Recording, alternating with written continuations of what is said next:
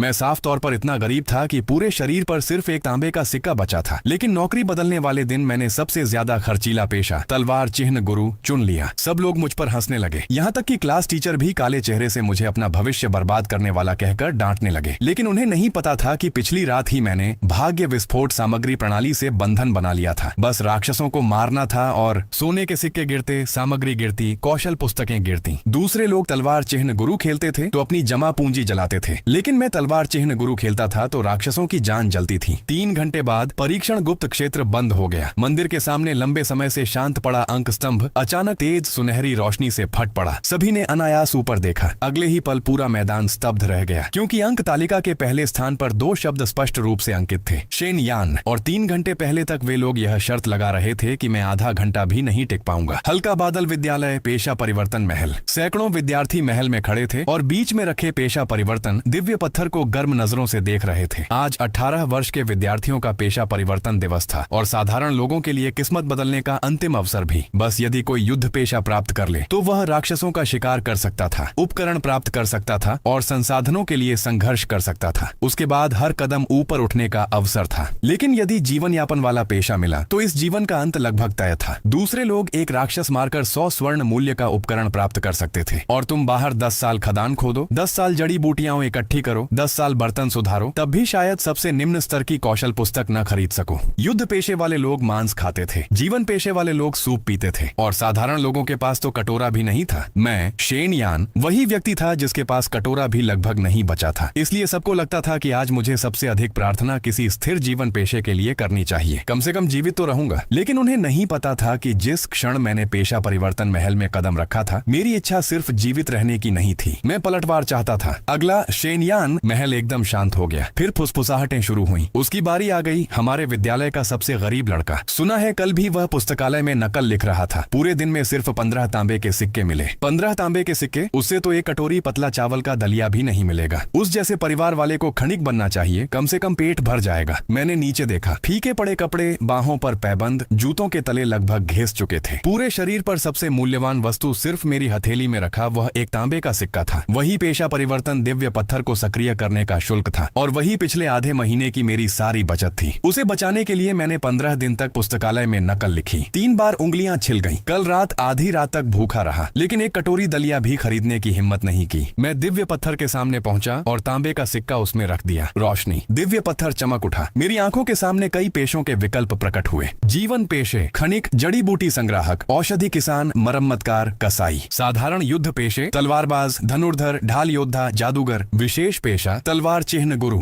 जैसे ही तलवार चिह्न गुरु शब्द प्रकट हुए, पूरे महल में हलचल मच गई। विशेष पेशा, उसे विशेष पेशा मिल गया। किस्मत तो अच्छी है, लेकिन गलत घर में पैदा हुआ। अगर शेनयान के पास पैसा होता तो तलवार चिह्न गुरु सचमुच दिव्य पेशा था, लेकिन उसके पास पैसा है, वह तो खाना भी नहीं खा सकता। तलवार चिह्न गुरु को तलवार चाहिए, चिह्न प्लेट चाहिए, आध्यात्मिक रेत चाहिए। कौन सी चीज मुफ्त है? वह इन्हें कैसे पालेगा? अपनी जान से। एक शिक्षक ने गंभीर स्वर में कहा, शेनयान, इस पेशे को मत छूना। तलवार चिह्न गुरु खराब नहीं है, लेकिन बहुत महंगा है। यदि तुमने इसे चुना तो शुरुआती चरण में एक पूर्ण तलवार चिह्न भी नहीं बना पाओगे। तलवार चिह्न गुरु शक्तिशाली है, लेकिन शर्त यह है कि तुम तलवारों का खर्च उठा सको, चिह्न प्लेट खरीद सको और आध्यात्मिक रेत जला सको। संसाधन न होने पर तलवार चिह्न गुरु साधारण तलवारबाज से भी कमजोर होता है। मैं तुम्हें नीचा नहीं दिखा रहा, मुझे डर है कि तुम अपना एकमात्र अवसर नष्ट कर दोगे। वह पूरे महल के उन कुछ लोगों में से था जिन्होंने कभी मेरा मजाक नहीं उड़ाया। मैंने यह बात याद रखी, लेकिन मेरा हाथ फिर भी तलवार चिह्न गुरु वाले विकल्प पर जा गिरा। पास से एक व्यंग्य भरी हंसी आई। शेनयान, सचमुच चुनने की हिम्मत है तुम्हारी? बोलने वाला झो लिन था, धनी झो परिवार का युवा स्वामी। अभी अभी उसने दुर्लभ पेशा तूफानी तलवार गुरु प्राप्त किया था। सब लोग उसे युवा स्वामी झो कहकर घेर रहे थे। वह हाथ बांधकर मुझे ऐसे देख रहा था जैसे नाले में पड़े किसी कीड़े को देख रहा हो। तुम जानते हो सबसे निम्न स्तर की लोहे की तलवार कितने की आती है? एक आध्यात्मिक रेत की कीमत जानते हो? अगर चिह्न प्लेट टूट जाए तो उसकी मरम्मत में कितना खर्च आता है? क्या तुम्हें लगता है कि पेड़ की टहनी से भी तलवार चिह्न बनाया जा सकता है? युवा स्वामी झो सही कह रहे हैं। शेनयान बाद में पहाड़ से टहनियां काटकर लकड़ी की तलवार चिह्न बनाएगा। गरीब आदमी को गरीब आदमी जैसा रहना चाहिए। विशेष पेशे का सपना क्यों देखता है? मैंने झो लिन की ओर देखा और क्रोधित नहीं हुआ, क्योंकि मैं पहले से ही उस पल की प्रतीक्षा कर रहा था जब वह हंस नहीं पाएगा। क्या विशेष पेशा तलवार चिह्न गुरु चुनना निश्चित है? एक बार चयन करने के बाद बदला नहीं जा सकता। मैंने मन ही मन कहा, पुष्टि, धम्म। पेशा परिवर्तन दिव्य पत्थर से चांदी जैसी रोशनी फूट पड़ी। वह रोशनी मेरे शरीर पर उतरी। महल के ऊपर 4 बड़े अक्षर धीरे धीरे उभरे। पेशा परिवर्तन सफल, पेशा तलवार चिन्ह गुरु। पूरा मैदान स्तब्ध रह गया। फिर पहले से भी अधिक जोरदार हंसी गूंज उठी। वह सचमुच चुन बैठा। उसकी जिंदगी खत्म हो गई। अच्छा भला साधारण तलवारबाज नहीं चुना और खुद को मौत के गड्ढे में धकेल दिया। क्या वह गरीबी से पागल हो गया है? विशेष पेशे के सहारे किस्मत बदलना चाहता है? शेन यान, तुम अपना भविष्य बर्बाद कर रहे हो। मैंने कोई सफाई नहीं दी, क्योंकि उसी समय मेरे दिमाग में एक ऐसी आवाज गूंजी जिसे सिर्फ मैं सुन सकता था। पता चला कि मेजबान ने पेशा परिवर्तन पूरा कर लिया है। भाग्य विस्फोट प्रणाली आधिकारिक रूप से सक्रिय। वर्तमान प्रणाली स्तर 1 सितारा। प्रणाली क्षमता, राक्षसों को मारने पर राक्षस के स्तर के अनुसार अनुभव प्राप्त होगा। विशेष राक्षसों को मारने पर उपकरण, कौशल पुस्तकें और पेशागत सामग्री गिरने की संभावना होगी। नवागंतुक उपहार वितरित किया जा रहा है। प्राप्त हुआ प्रारंभिक तलवार चिन्ह प्लेट X1। प्राप्त हुआ टूटी हुई पवन लोहे की तलवार X3। प्राप्त हुआ मूलभूत तलवार चिन्ह पुस्तक। मैं लगभग हंस पड़ा। चिन्ह प्लेट मिल गई, हथियार मिल गए, कौशल भी मिल गया। वे कहते हैं कि तलवार चिन्ह गुरु पैसे जलाता है, लेकिन मैं राक्षस मारकर सब कुछ हासिल करता हूँ। ये पेशा दूसरों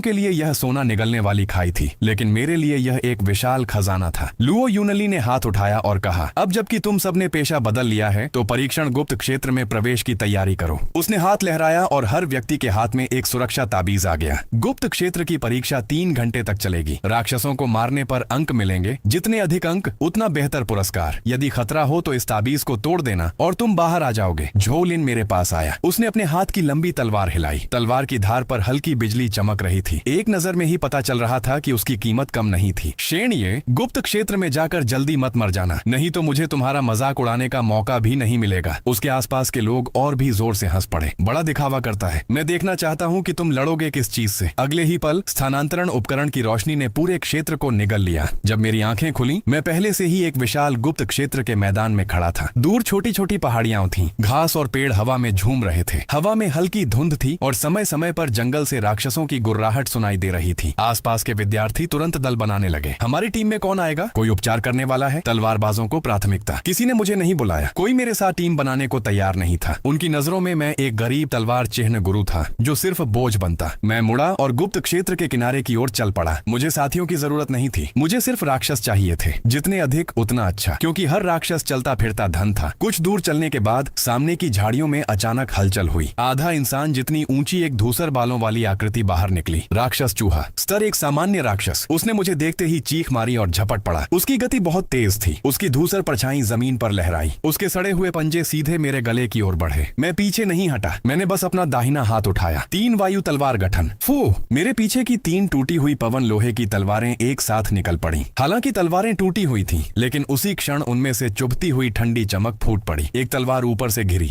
एक उसकी गर्दन के पास पहुंची और अंतिम तलवार सीधे उसके हृदय की दिशा में बढ़ी। 3 दिशाओं से बने गठन ने राक्षस चूहे को जकड़ लिया। उसे खतरे का एहसास हुआ। वह चीखता हुआ पीछे मुड़कर भागना चाहता था, लेकिन मेरी आंखों में ठंडी चमक उभरी। फू! तीनों टूटी हुई पवन तलवारें एक साथ तेज हो गईं। 3 दिशाओं से खींची हुई धनुष की तरह वे राक्षस के शरीर को चीरती हुई निकल गईं। पहली तलवार ने सिर को रोक दिया, दूसरी ने रीढ़ काट दी, तीसरी ने सीधे हृदय भेद दिया। धप! राक्षस चूहा हवा में ही 3 तलवारों से टंगा रह गया। उसका शरीर बुरी तरह कांपा। अगले ही पल तलवार की ऊर्जा फट पड़ी। उसका पूरा शरीर धूसर प्रकाश में बदलकर गायब हो गया। एक सामान्य राक्षस चूहा मारा गया। 10 स्वर्ण सिक्के प्राप्त हुए। मेरी आंखें चमक उठी। सचमुच कुछ गिरा था, लेकिन वे सिक्के जमीन पर नहीं गिरे। वे सीधे प्रणाली के भंडार में चले गए। इसका मतलब था मेरे अलावा किसी को नहीं पता चल सकता था कि एक साधारण राक्षस चूहा मुझे 10 स्वर्ण सिक्के दे गया। मैं पूरे दिन नकल लिखकर सिर्फ 15 तांबे के सिक्के कमाता था, और अब एक सबसे कमजोर राक्षस सीधे 10 स्वर्ण सिक्के दे रहा था। मैंने अपने हाथ के गठन को देखा और मुस्कुरा उठा। यह कहाँ राक्षस था? यह तो मेरी पहली कमाई थी। शोर से आकर्षित होकर एक और राक्षस चूहा बाहर निकला। मैंने सिर उठाया। आओ, सब आ जाओ, आज कोई भी नहीं बचेगा। आधे घंटे बाद आसपास के सभी राक्षस चूहे मेरे हाथों मर चुके थे। मेरा स्तर बढ़कर 2 हो गया। मानसिक शक्ति -3, शारीरिक शक्ति +1, स्वतंत्र गुण अंक प्राप्त हुए। मैंने दोनों अंक मानसिक शक्ति में जोड़ दिए। तलवार चिन्ह गुरु मानसिक शक्ति पर निर्भर करता था। जितनी अधिक मानसिक शक्ति, उतनी अधिक तलवारों को नियंत्रित किया जा सकता था, और तलवार गठन भी उतना ही शक्तिशाली होता। गुण जोड़ने के बाद तीनों टूटी हुई पवन तलवारें पहले से अधिक आज्ञाकारी हो गईं। जब मैं आगे राक्षस खोजने जा रहा था, तभी दूर से चीख सुनाई दी। मैंने सिर उठाया। कुछ विद्यार्थी बुरी हालत में भागते हुए आ रहे थे। उनके पीछे एक बैल जितना बड़ा काला विशाल चूहा था। उसके सिर पर लोहे जैसे धूसर रंग का एक सींग था। उसके पंजों के नीचे घास दबकर टूट रही थी। मेरी आंखें चमक उठी। तीसरे स्तर का अभिजात राक्षस, 150 स्वर्ण सिक्के और सामग्री गिरने की संभावना भी। यह खतरा नहीं था, यह तो चलता फिरता धन था। वे लोग तेजी से भाग रहे थे, लेकिन उनमें से एक लड़की के पैर पर घाव था। उसकी गति धीमी पड़ गई। वह घबराकर अपनी कमर पर लटके सुरक्षा ताबीज को टटोलने लगी, लेकिन वह गायब था। लोहे पैर वाला चूहा उसके पीछे पहुंच चुका था। लड़की का चेहरा सफेद पड़ गया। नहीं, मैंने हाथ लहराया। 3 टूटी हुई पवन तलवारें हवा को चीरती हुई निकली। धड़ाम, तीनों तलवारें लड़की के सामने जा ढांसी। तलवार गठन तुरंत बन गया। लोहे पैर वाला चूहा उसमें घुस गया, लेकिन तलवार की रोशनी उसके शरीर पर बस कुछ चिंगारियां ही निकाल सकी। मैंने भौहें चढ़ाई। अभिजात राक्षस सचमुच मजबूत है। लोहे पैर वाले चूहे ने दर्द से चीखते हुए मेरी ओर देखा। अगले ही पल उसने लड़की को छोड़ दिया और मेरी ओर दौड़ पड़ा। लड़की घबराकर चिल्लाई, सावधान। मैं पीछे नहीं हटा। मैंने अपनी मानसिक शक्ति गठन में भर दी। तीनों तलवारें एक साथ कांपी। 3 रंगों की तलवार रोशनी एक होकर ठंडी चमक में बदल गई। जैसे ही लोहे पैर वाला चूहा मेरे सामने पहुंचा, मैं उसके सींग से बचते हुए एक तरफ हट गया और हाथ उठाकर चिल्लाया, काटो।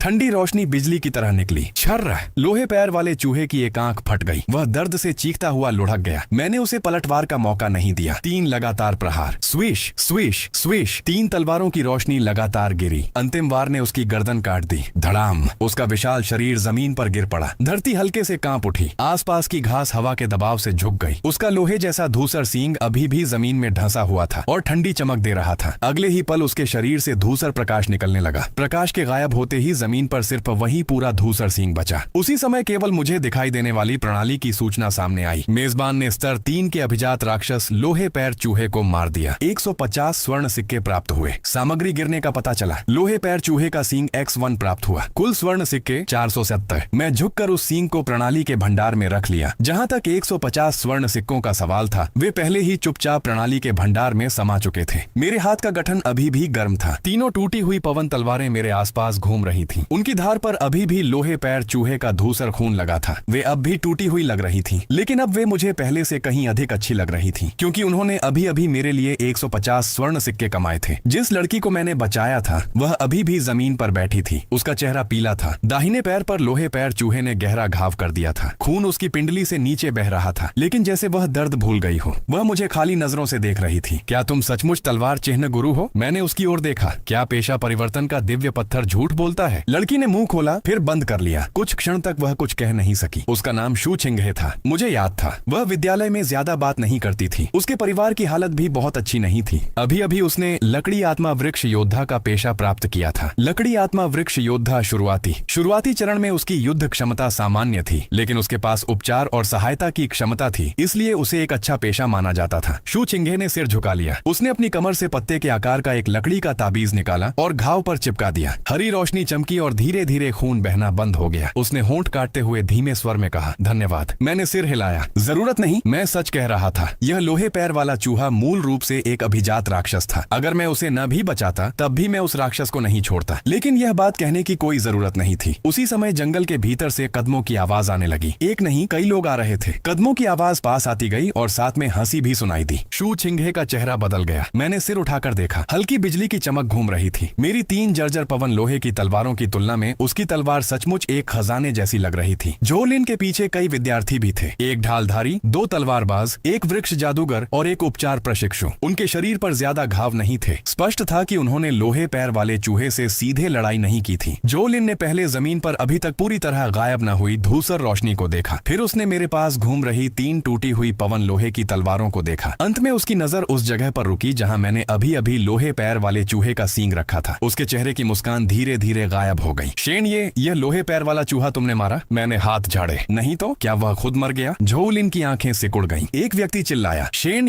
तुम युवा स्वामी झो से ऐसे बात करते हो? मैंने उसकी ओर देखा। उसका नाम याद नहीं रखा और रखने की जरूरत भी नहीं थी। झोलिन ने हाथ उठाकर उसे रोक दिया। वह तुरंत नाराज नहीं हुई, बल्कि मुस्कुराई, लेकिन उसकी मुस्कान ठंडी थी। शेन, इस लोहे पैर वाले चूहे को हमने पहले खोजा था। तुमने तो बस तैयार चीज का फायदा उठा लिया। ऐसा करते हैं, इस बार के अंक तुम्हें मिल सकते हैं, लेकिन लोहे पैर वाले चूहे का सींग मुझे दे दो। शू छिंगहे का चेहरा बदल गया। वह तुरंत बोली, जोलिन, झूठ मत बोलो। अभी तो लोहे पैर वाला चूहा हमारा पीछा कर रहा था। अगर शेन ने मदद न की होती तो मैं मर चुकी होती। राक्षस भी शेन ने अकेले मारा है। इससे तुम्हारा क्या संबंध? जोलिन के चेहरे की मुस्कान गायब हो गई। उसने ठंडी नजर से शू छिंगहे की ओर देखा। क्या मैंने तुमसे पूछा था? शू छिंगहे की सांस रुक गई। जोलिन के साथ आया ढालधारी एक कदम आगे बढ़ा। धम, उसकी भारी ढाल जमीन पर गिरी। धरती हल्के से कांप उठी। चारों ओर की घास दब गई। धमकी का अर्थ बहुत स्पष्ट था। शू छिंगहे की उंगलियां कस गईं। उसका चेहरा पीला पड़ गया। वह घायल थी। अगर संघर्ष होता तो वह केवल मेरे लिए बोझ बनती, इसलिए उसने कुछ नहीं कहा। लेकिन जोलिन की ओर देखते हुए उसकी आंखों में गुस्सा साफ दिखाई दे रहा था। मैंने जोलिन झोलिन को देखा और अचानक मुस्कुरा दिया। झोलिन, क्या तुम्हें लगता है कि सिर्फ तुम्हारे मुंह खोल देने से दूसरों की चीजें तुम्हारी हो जाती हैं? शेन ये, मैं तुम्हें मौका दे रही हूँ। एक गरीब आदमी ने संयोग से एक अभिजात राक्षस मार दिया और अब उसे लगता है कि उसकी किस्मत बदल जाएगी। लोहे पैर वाले चूहे का सींग तुम्हारे हाथों में बेकार है, मुझे दे दो, मैं तुम्हारे ऊपर एक एहसान भी कर दूंगी। मैं लगभग हंस पड़ा। इस युवा स्वामी की चमड़ी तो लोहे पैर वाले चूहे से भी मोटी थी। मैंने शांत स्वर में कहा, दफा हो जाओ। हवा एकदम शांत हो गई। झोलिन के पीछे खड़े लोगों की आंखें बदल गईं। उनमें से एक तलवारबाज ने सीधे तलवार निकाल ली। शेन ये, ज्यादा मत उछलो। लेकिन इस बार झोलिन नहीं हंसी, वह बस मुझे देखती रही। उसकी आंखें पूरी तरह ठंडी हो गईं। शेन ये, क्या तुम भूल गए हो कि मेरा पेशा क्या है? उसने धीरे धीरे अपनी कमर से तलवार निकाली। छन्न, बिजली की रेखाओं वाली तलवार बाहर आई। नीली सफेद बिजली उसकी धार पर नाच रही थी। यहाँ तक कि आसपास की घास और पेड़ भी उस ठंडी रोशनी में चमक उठे। बिजली रेखा तलवार निम्न स्तर का उपकरण, अतिरिक्त गुण, सूक्ष्म बिजली विशेषता सर्त्रीन प्रणाली की सूचना मेरी आंखों के सामने प्रकट हुई। मेरी आंखें हल्की चमकी।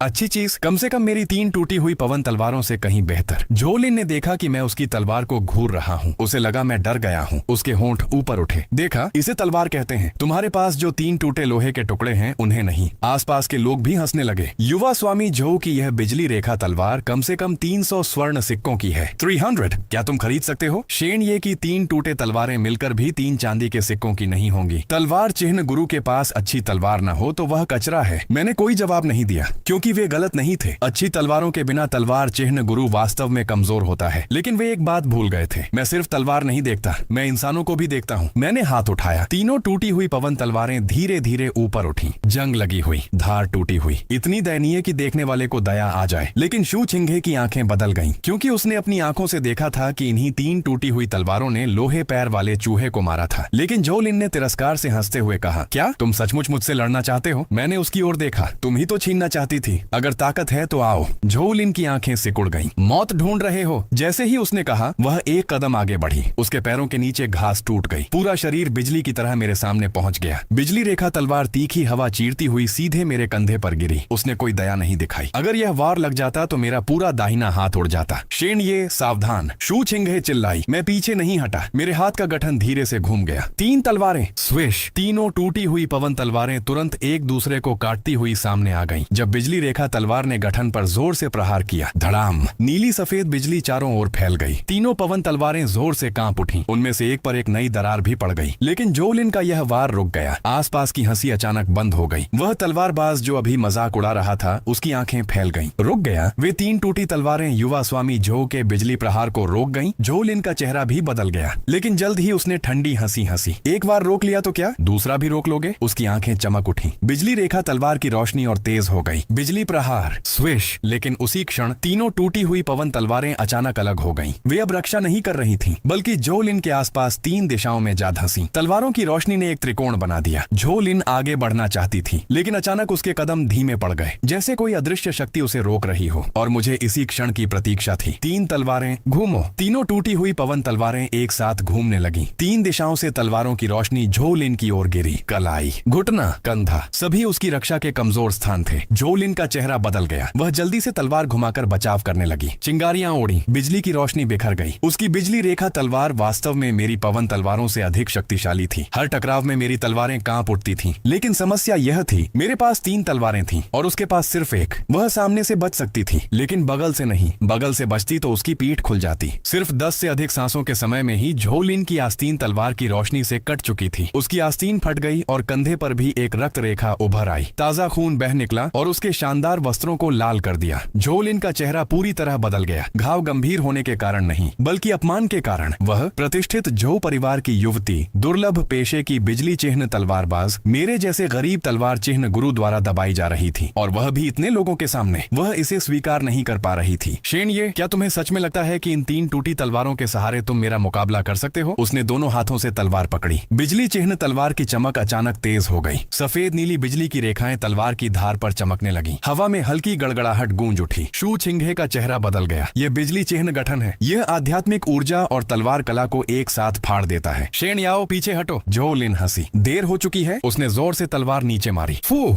बिजली के गुण वाली एक तरंग तलवार की नोक से फैल गई। मेरी तीनों टूटी हुई पवन तलवारें एक साथ बुरी तरह कांप उठी। तलवार गठन की रोशनी टूटने लगी। अगले ही क्षण तीनों तलवारें जबरदस्ती उछल गईं। उनमें से एक पास के पेड़ में जा धंसी। तलवार कांप रही थी और बिजली की रेखाएं उसकी उसकी धार तक फैल चुकी थी। मेरा गठन टूट चुका था। झो लिन ने मौका पकड़ लिया और बिजली की तरह आगे बढ़ी। उसकी आंखें क्रोध से भरी थीं। खत्म हो गया। बिजली चिन्ह तलवार सीधा मेरी छाती की ओर आई। यह वार तेज और निर्दयी था। आसपास खड़े कई विद्यार्थियों के चेहरों पर खुशी झलक रही थी। शू चिंघे खड़े होने की कोशिश कर रही थी, लेकिन पैर के घाव के कारण फिर लड़खड़ा गई। लेकिन मैं घबराया नहीं, क्योंकि शुरू से ही मैं इसी पल का इंतजार कर रहा था। झो लिन को लगा कि मेरा गठन तोड़कर वह जीत चुकी है, लेकिन उसे नहीं पता था कि अभी अभी प्राप्त लोहे पैर वाले चूहे का सींग मेरे गठन को मजबूत करने के लिए बिल्कुल उपयुक्त था। मेरे मन में विचार आया। लोहे जैसा धूसर सींग तुरंत मेरे हाथ में प्रकट हुआ। प्रयोग योग्य गठन सामग्री का पता चला। लोहे पैर वाले चूहे का सींग। क्या इस सामग्री का उपयोग करके तीनों तलवार गठन को अस्थायी रूप से मजबूत किया जाए? मैंने मन ही मन कहा हाँ। अगले ही पल वह सींग धूसर प्रकाश में बदलकर गठन में समा गया। जो गठन पहले मध्यम था वह अचानक चमक उठा। उछल चुकी तीनों पवन तलवारों से एक साथ चमकदार प्रकाश फूटा। उनकी धार पर लोहे जैसी धूसर चमक उभर आई। यहाँ तक कि जो दरार लगभग टूटने वाली थी वह भी किसी तरह स्थिर हो गई। तीन तलवार गठन अस्थायी रूप से सुदृढ़ हुआ। अतिरिक्त प्रभाव, भारी प्रहार। झो लिन की तलवार मेरी छाती से 3 फुट से भी कम दूर थी। जब उसने गठन को चमकते देखा तो उसकी आंखों में डर उभरा। बुरा हुआ, लेकिन अब बहुत देर हो चुकी थी। मैंने हाथ नीचे किया। तलवार की रोशनी बिजली चिन्ह तलवार से टकराई। इस बार चिंगारियां नहीं निकली, सिर्फ एक साफ टूटने की आवाज सुनाई दी। टक। झो लिन के हाथ की बिजली चिन्ह तलवार टूट गई। उसका चेहरा तुरंत पीला पड़ गया। असंभव, मेरी बिजली चिन्ह तलवार। मैंने कोई उत्तर नहीं दिया। गिरो। लोहे जैसी धूसर तलवार की रोशनी नीचे गिरी। झो लिन का पूरा शरीर पीछे उड़ गया और जोर से जमीन पर गिरा। घास और धूल हवा में उड़ गई। उसका पहले का साफ और शानदार वस्त्र तुरंत अस्त व्यस्त हो गया। बिजली चिन्ह तलवार उसके हाथ से छूटकर दूर जा गिरी। तलवार की धार पर एक लंबी दरार फैल चुकी थी। पूरा मैदान स्तब्ध हो गया। जो लोग अभी तक मेरा मजाक उड़ा रहे थे, मानो किसी ने उनका गला दबा दिया हो। एक शब्द भी नहीं निकल पाया। शू चिंघे भी स्तब्ध रह गई। वह मुझे देख रही थी, फिर जमीन पर गिरी अस्त व्यस्त झो लिन को देख रही थी। कुछ क्षणों तक उसकी सांसें भी रुक गईं। वे विद्यार्थी जो अभी तक मेरा मजाक उड़ा रहे थे अब मुझे देखकर घबरा गए, क्योंकि जमीन पर पड़ी हुई थी झो लिन, छिंगान नगर के झो परिवार की युवती, दुर्लभ बिजली चिन्ह तलवारबाज, वही जो अभी कुछ देर पहले मुझसे लोहे पैर वाले चूहे का सींग मांग रही थी। लेकिन अब उसकी तलवार टूट चुकी थी और वह स्वयं भी गिर चुकी थी, जबकि मेरे आसपास अभी भी केवल वे 3 तलवारें घूम रही थीं, जिन्हें वे लोग बेकार लोहे के टुकड़े कहते थे। एक प्रतिष्ठित युवती, उनके शब्दों में एक गरीब तलवार चिन्ह गुरु से हार गई थी। मैं आगे बढ़ा, झुककर टूटी हुई बिजली चिन्ह तलवार उठा ली। अभी भी ठीक ठाक है। झो लिन का चेहरा बदल गया। वह उठने की कोशिश करते हुए चिल्लाई, शेन ये, तुम मेरी तलवार को छूने की हिम्मत कैसे कर सकते हो? मैंने उसकी ओर देखा। अभी तो तुम मेरा सामान छीनना चाहती थी, अब मैं थोड़ा ब्याज ले रहा हूँ। ये हमारे झो परिवार की चीज है। अगर तुमने इसे लिया तो झो परिवार तुम्हें नहीं छोड़ेगा। मैंने शांत स्वर में कहा, झो लिन, यह परीक्षण गुप्त क्षेत्र है। नियम साफ लिखे हैं। जो लड़ाई में जीतेगा वही सब ले जाएगा। अगर तुम मुझसे छीन नहीं सकी तो सामान खोने के लिए खुद को दोष दो।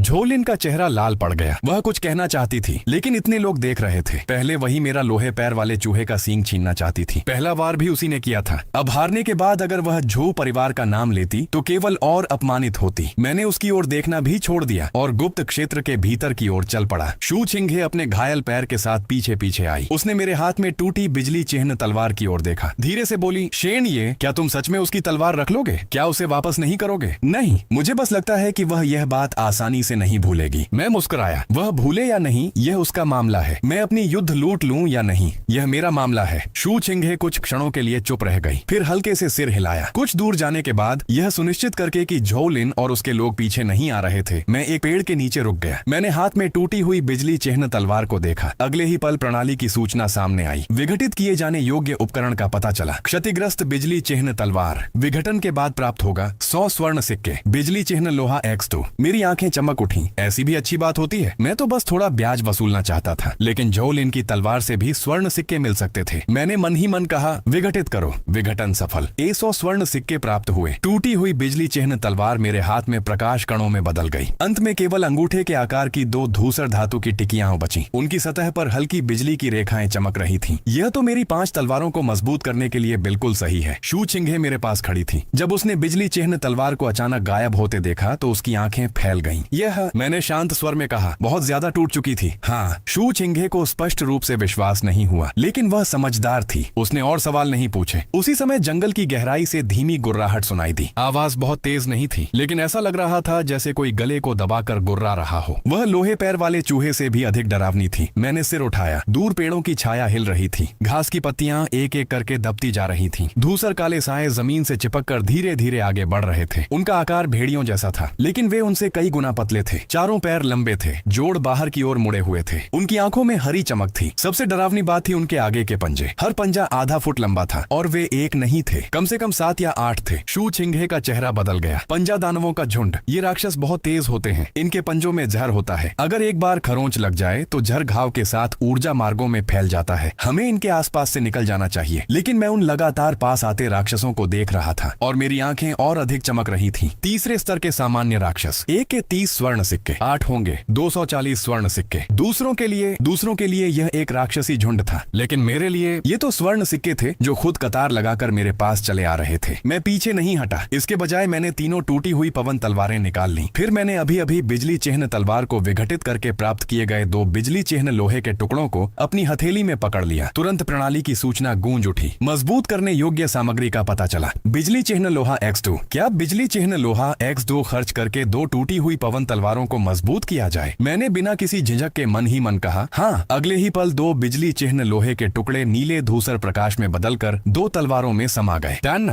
तलवारों ने हल्की ध्वनि की। पहले जंग और दरारों से भरी हुई तलवारों की धार धीरे धीरे अपनी काली परत खोने लगी। दरारों को बिजली चिन्ह लोहे ने भर दिया। तलवारों की धार पर 2 पतली नीली बिजली की रेखाएं उभर आईं। हालांकि वे अभी भी वास्तविक उत्कृष्ट तलवारें नहीं थीं, लेकिन उनकी स्थिति पहले की टूटी फूटी अवस्था से कहीं अधिक शक्तिशाली हो चुकी थी। सुदृढ़ीकरण सफल। टूटी हुई अवशिष्ट बिजली लोहे की तलवार X2। शू छिंघे कुछ कहना चाहती थी। शायद वह पूछना चाहती थी कि अभी तक टूटी हुई पवन तलवारें अचानक ऐसी कैसे बन गईं, लेकिन वह कुछ नहीं बोली। उसे आखिरकार समझ में आ गया। झोउ लिन की बिजली चिन्ह तलवार का टूटना व्यर्थ नहीं गया था। उसने सिर्फ एक तलवार नहीं खोई थी, बल्कि उसने अपने हाथों से मुझे और मजबूत बना दिया था। मैंने हाथ उठाया। 2 अवशिष्ट बिजली लोहे की तलवारें मेरे बाईं ओर तैरने लगीं। उनकी धार पर बिजली की रेखाएं चमक रही थीं और हल्की गर्मी निकल रही थी। बाकी बची एक पवन तलवार मेरे दाईं ओर तैर रही थी। गठन मेरी हथेली में धीरे धीरे घूम रहा था। जंगल में पंजा दानवों का झुंड पूरी तरह हमें घेर चुका था। उन्होंने तुरंत हमला नहीं किया। वे नीचे झुककर हमारे चारों ओर चक्कर काटने लगे। उनकी हरी आंखें मुझे और शू छिंघे को घूर रही थीं। उनके गले से लगातार धीमी गुर्राहट निकल रही थी। उनमें से एक पंजा दानव ने अपना पंजा उठाकर पास की जड़ पर हल्का प्रहार किया। छन्न। पेड़ की जड़ पर तुरंत 3 काले पंजों के निशान उभर आए। शू छिंघे ने अपनी लकड़ी की छड़ी कसकर पकड़ ली। शेन, ये सच में नहीं भागेंगे? मैंने उन पंजा दानवों की ओर देखा और मुस्कुराया।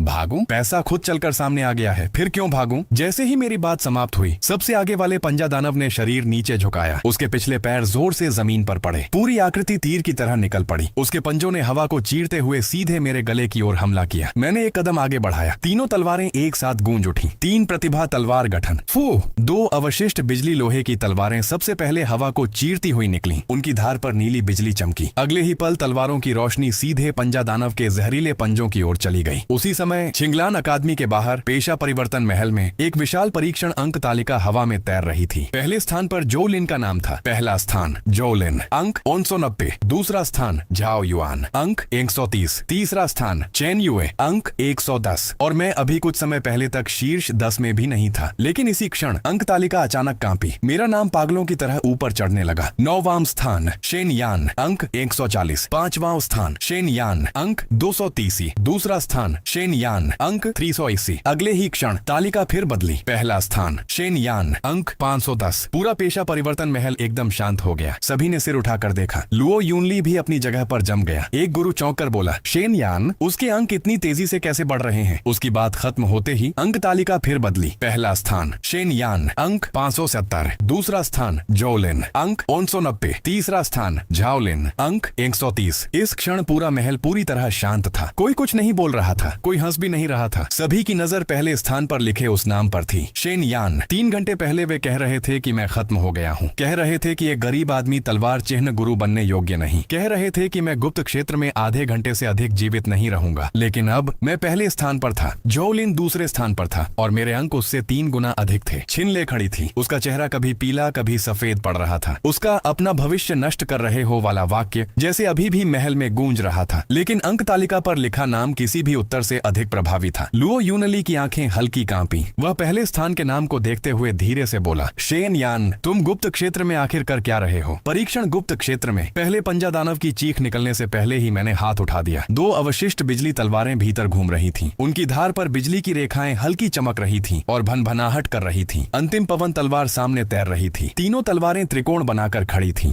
गठन मेरी हथेली में तेजी से घूम रहा था। हरी आंखों वाला पंजा दानव मुझे घूर रहा था। वह झाड़ियों से बाहर निकलते ही अपने पीछे की पत्तियों को काटता हुआ आया। कुछ गिरी हुई पत्तियां जमीन पर पहुंचने से पहले ही काली पड़कर मुड़ गईं। शू चिंघे का चेहरा सफेद पड़ गया। शेन ये सावधान, पंजा दानव का जहर घाव से ऊर्जा मार्गों में घुस जाता है। मैंने सिर हिलाया। अगले ही पल पंजा दानव नीचे झुका और जमीन से चिपक कर मेरी ओर झपटा। मैं पीछे नहीं हटा। मेरी हथेली में गठन घूम गया। 3 प्रतिभाएं। फू! तीनों तलवारें एक साथ निकल पड़ी। 2 अवशिष्ट बिजली तलवारें सबसे पहले निकली, एक बाईं ओर एक दाईं ओर। उनकी धार पर बिजली चमकी। वे सीधे पंजा दानव के अगले जोड़ों की ओर काटने लगी। छन्न! 2 तलवारों की रोशनी एक दूसरे को काटती हुई गुजरी। पंजा दानव के दोनों जहरीले पंजे उसी समय उड़ गए। गहरे हरे रंग का रक्त घास पर बिखर गया। घास तुरंत काली पड़कर सिकुड़ गई। शू चिंघे की आंखें फैल गईं। कितना भयानक जहर! मेरी आंखें सिकुड़ गईं। अच्छा हुआ कि उसे पास नहीं आने दिया। अगर उसने मुझे हल्का भी खरोंच दिया होता तो बड़ी समस्या हो जाती। पंजे खो देने के बावजूद वह अपनी गति के बल पर मेरी ओर झपटा। उसने मुंह खोला और कान फाड़ने वाली चीख निकाली। मैंने उंगली हल्की सी हिलाई। अंतिम पवन तलवार ऊपर उठी। छन्न! तलवार की रोशनी सीधी नीचे गिरी। वह सीधे पंजा दानव के सिर में घुस गई। उसकी चीख अचानक रुक गई। उसका विशाल शरीर मेरे सामने जोर से गिर पड़ा। फिर वह धूसर प्रकाश में बदलकर गायब हो गया। स्तर 3 सामान्य राक्षस पंजा दानव को मार दिया गया। 30 स्वर्ण सिक्के प्राप्त हुए।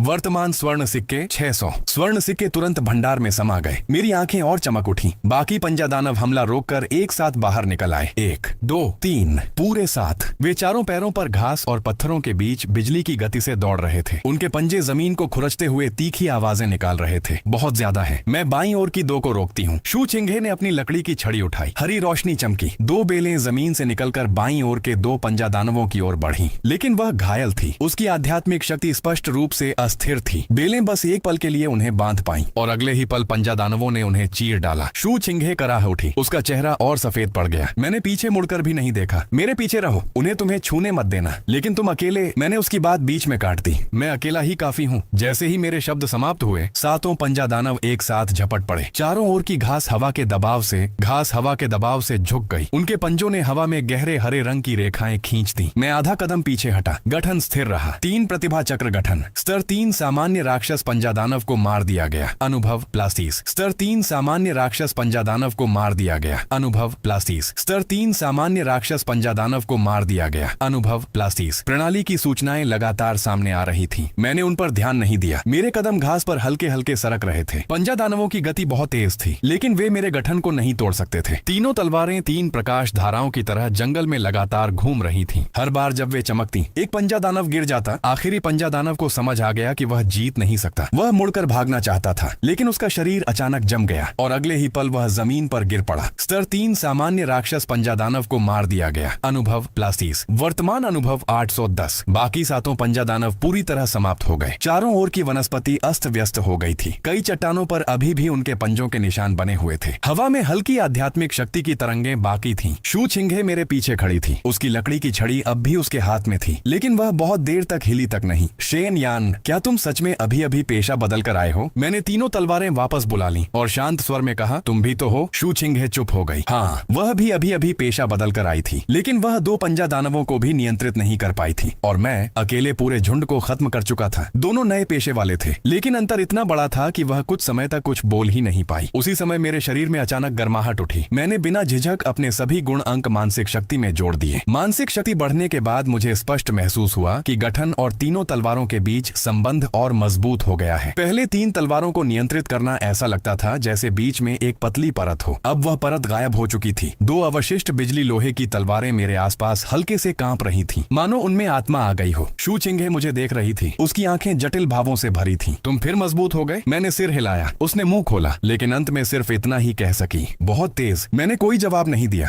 क्योंकि मेरा ध्यान पहले ही प्रणाली बाजार पर जा चुका था। तीसरे स्तर पर पहुंचने के बाद बाजार में नई चीजें खुल गई थी। एक सितारा प्रणाली बाजार। प्रारंभिक लोहे की तलवार 50 स्वर्ण सिक्के। निम्न स्तर की लोहे की आध्यात्मिक रेत 100 स्वर्ण सिक्के। साधारण गठन उपकरण 200 स्वर्ण सिक्के। निम्न स्तर का तलवार गठन कोर 500 स्वर्ण सिक्के। यादृच्छिक कौशल अवशेष 1000 स्वर्ण सिक्के। मैं इन वस्तुओं को देखकर गहरी सांस लेने लगा। तलवार चिन्ह गुरु को सबसे अधिक किस चीज की आवश्यकता होती है? धन। लेकिन अब एक चक्र बन चुका था। राक्षस मारो, धन पाओ। तलवार खरीदो, और भी मजबूत गठन बनाओ, फिर और शक्तिशाली राक्षसों को मारो। मैं जितना मारूंगा उतना ही अमीर होता जाऊंगा और उतना ही शक्तिशाली भी। मैंने सीधे 2 प्रारंभिक लोहे की तलवारें खरीदी और एक निम्न स्तर की लोहे की आध्यात्मिक रेत भी खरीदी। 2 नई तलवारें मेरे हाथ में प्रकट हुई। हालांकि वे उच्च स्तर की नहीं थी, लेकिन वे टूटी हुई पवन तलवारों से कहीं बेहतर थीं। मैंने दोनों दोनों प्रारंभिक तलवारों को प्रणाली भंडार में रख दिया और लोहे की आध्यात्मिक रेत भी सुरक्षित रख ली। अब मेरे पास कुल 5 उपयोग योग्य तलवारें थीं। हालांकि मैं अभी पूरी तरह केवल 3 तलवारों को नियंत्रित कर सकता था, लेकिन 5 तलवारों के गठन की नींव तैयार हो चुकी थी। उसी समय दूर से भागते कदमों की आवाज आई। शू चिंघे ने भौहें सिकोड़ ली। कोई आ रहा है। पेड़ों की छाया हिली। कुछ विद्यार्थी घबराए हुए भागते हुए बाहर आए। जब उन्होंने चारों ओर बिखरे हुए पंजा दानवों के शव देखे तो उनके चेहरे बदल गए। यहाँ क्या हुआ? पंजा दानवों का झुंड कहाँ गया? अभी तो एक पूरा झुंड इसी दिशा में आया था। उनमें से एक ने मुझे पहचान लिया। उसकी आंखें फैल गईं। अरे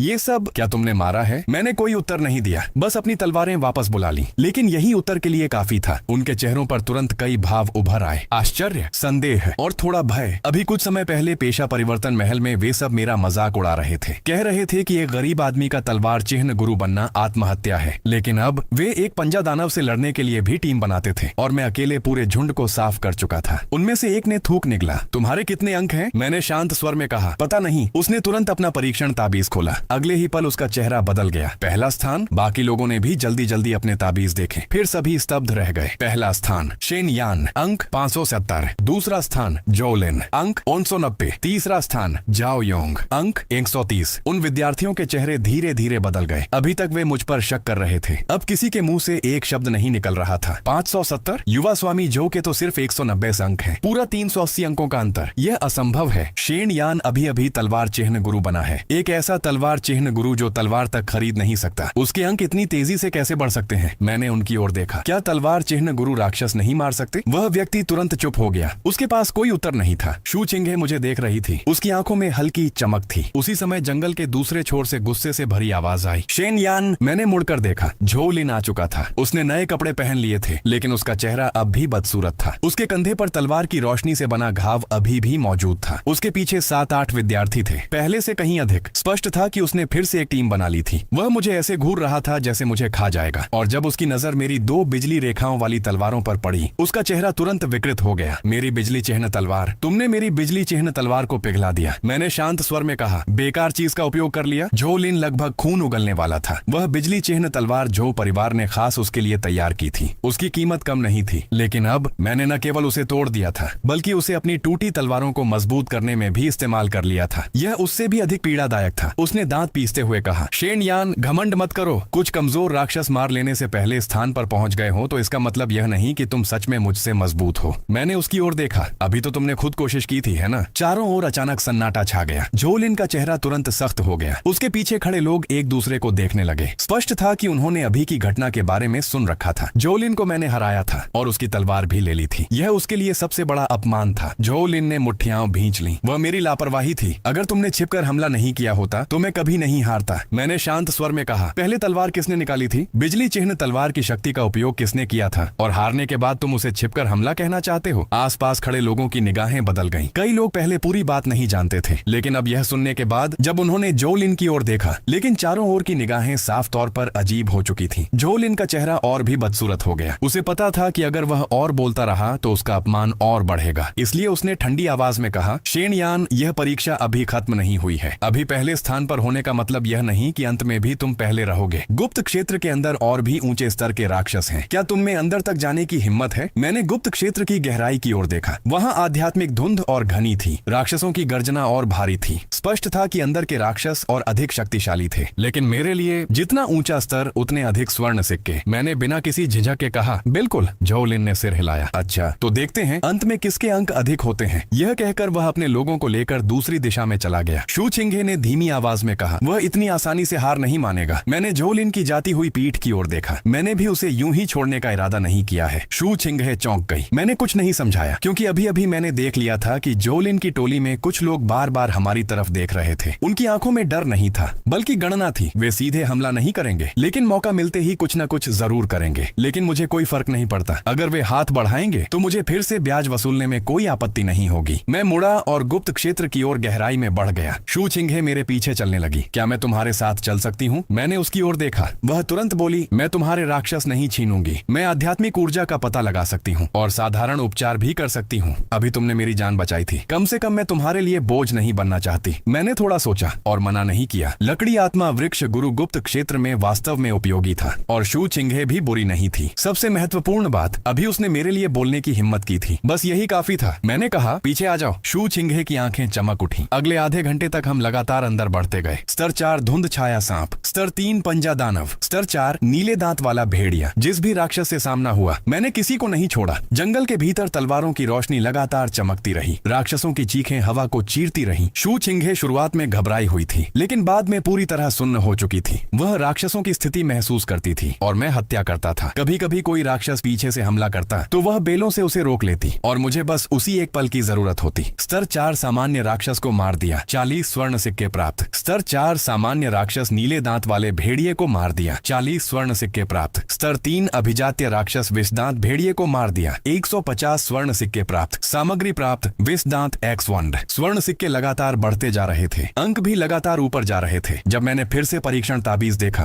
तो सूची बदल चुकी थी। पहला स्थान शेन यान, अंक 930। दूसरा स्थान जोलिन, अंक 361। तीसरा स्थान झाओ युआन, अंक 280। चौथा स्थान शू छिंघे, अंक 240। शू छिंघे सूची को देखती रह गई। वह लंबे समय तक स्तब्ध रही। मैं चौथे स्थान पर हूँ। पूरे रास्ते उसने मुश्किल से कोई राक्षस मारा था, लेकिन मेरी सहायता करने के कारण उसे सहायक अंक मिल रहे थे। मैंने शांत स्वर में कहा, आगे चलते रहो। पहले 3 स्थानों में पहुंचना भी असंभव नहीं है। हाँ, लेकिन उसी समय दूर से अचानक एक ऐसी गर्जना गूंजी जिसने धरती और आकाश को हिला दिया। धड़ाम! पूरा जंगल कांप उठा। आसमान में उड़ते पक्षी भयभीत होकर उड़ गए और आसपास के सभी राक्षसों की आवाजें उसी क्षण शांत हो गईं। शू छिंघे का चेहरा बदल गया। ये आवाज, यह कोई सामान्य राक्षस नहीं है। मैंने ऊपर देखा। गुप्त क्षेत्र की गहराई में घाटी की दिशा में एक विशाल काली आकृति धीरे धीरे खड़ी हो रही थी। उसका शरीर बहुत ऊंचा था। पीठ पर 2 विशाल पंखों जैसी संरचनाएं फैली हुई थीं। अगले ही क्षण पूरा गुप्त क्षेत्र एक ठंडी सूचना से गूंज उठा। परीक्षण गुप्त क्षेत्र का प्रमुख राक्षस प्रकट हुआ। स्तर 5 प्रमुख राक्षस नीलकमल टिड्डी राजा। जो इसे मारेगा उसे भारी मात्रा में अंक प्राप्त होंगे। एक पल में सभी विद्यार्थियों के परीक्षण ताबीज चमक उठे। गुप्त क्षेत्र के हर कोने से नजरें उसी दिशा में उठ गईं। शू छिंघे की सांसें तेज हो गईं। प्रमुख राक्षस, मैंने उस विशाल छाया को देखा। मेरी आंखें धीरे धीरे चमकने लगीं। स्तर 5 का प्रमुख, 500 अंक और संभवतः कौशल पुस्तिका तथा उपकरण भी। यह कोई राक्षस नहीं था, यह तो चलता फिरता खजाना था। उसी समय दूर से झोलिन की उत्साहित आवाज गूंजी, सब लोग सुनो, नीलकमल टिड्डी राजा मेरा है। जो भी मेरे साथ मिलकर इस प्रमुख को गिराएगा, परीक्षा खत्म होने के बाद हर व्यक्ति को 50 स्वर्ण सिक्के मिलेंगे। 50 स्वर्ण सिक्कों का नाम सुनते ही कई विद्यार्थियों की आंखें चमक उठी। जल्द ही चारों ओर तेज कदमों की आवाजें सुनाई देने लगी। बड़ी संख्या में विद्यार्थी जोलिन की ओर इकट्ठे होने लगे। शू छिंघे ने मेरी ओर देखा। हम क्या करें? मैंने तुरंत जवाब नहीं दिया। मैं केवल उस दिशा को देखता रहा जहां नीलकमल टिड्डी राजा था। पत्थर, बड़े वृक्ष और एक प्राकृतिक गड्ढा। वह स्थान गठन बिछाने के लिए अत्यंत उपयुक्त था। मैं मुस्कुराया। उसे पहले लड़ने दो। क्यों? मैंने अभी खरीदी गई 2 प्रारंभिक लोहे की तलवारें निकाली। फिर निम्न स्तर की आध्यात्मिक रेत की थैली निकाली, क्योंकि कोई मेरे लिए प्रमुख राक्षस की ताकत जांचने को तैयार है। इतना अच्छा मौका मैं क्यों छोड़ूं? शू छिंघे ने मेरे हाथ की तलवारों और आध्यात्मिक रेत को देखा और अचानक सब समझ गई। इसके बाद हम नीलकमल टिड्डी राजा की दिशा में बढ़ने लगे और दूर झोलिन पहले ही 10 से अधिक विद्यार्थियों को लेकर घाटी में घुस चुका था। प्रमुख राक्षस के प्रकट होते ही पूरा परीक्षण गुप्त क्षेत्र बदल गया। पहले इधर उधर घूमने वाले सामान्य राक्षस जैसे किसी शक्ति से दब गए हों, वे सभी जंगल की गहराइयों में छिप गए। हवा भारी हो गई। पैरों के नीचे घास बिना हवा के हिलने लगी। घाटी के मध्य नीलकमल टिड्डी राजा धीरे धीरे बाहर निकला। उसकी ऊंचाई लगभग 3 झांग थी। पूरा शरीर गहरे नीले काले रंग का था। पीठ पर मोटे लोहे जैसे कवच की परतें थीं। उसके आगे के दोनों पंजे मुड़ी हुई दरांतियों जैसे थे। उनकी धारें ठंडी चमक बिखेर रही थीं। हर बार जब वे नीचे गिरते, जमीन पर गहरी खाई बन जाती। उसकी संयुक्त आंखें नीले और लाल रंग से चमक रही थीं। सिर्फ उसकी निगाह महसूस करके ही सिर की त्वचा सुन्न हो जाती थी। नीलकमल टिड्डी राजा, स्तर 5, स्थिति अभी उन्मत्त नहीं। शू छिंघे ने सिर्फ एक नजर डाली और उसका चेहरा सफेद पड़ गया। यह चीज, ऐसा नहीं लगता कि यह नए लोगों के गुप्त क्षेत्र का राक्षस है। मैंने सिर हिलाया। वास्तव में शक्तिशाली है, लेकिन जितना शक्तिशाली होगा उतना ही बेहतर सामान गिराएगा। दूर जोलिन पहले ही लोगों को लेकर हमला कर चुका था। इस बार उसके पास बहुत लोग थे। पूरे 17-18 विद्यार्थी, 3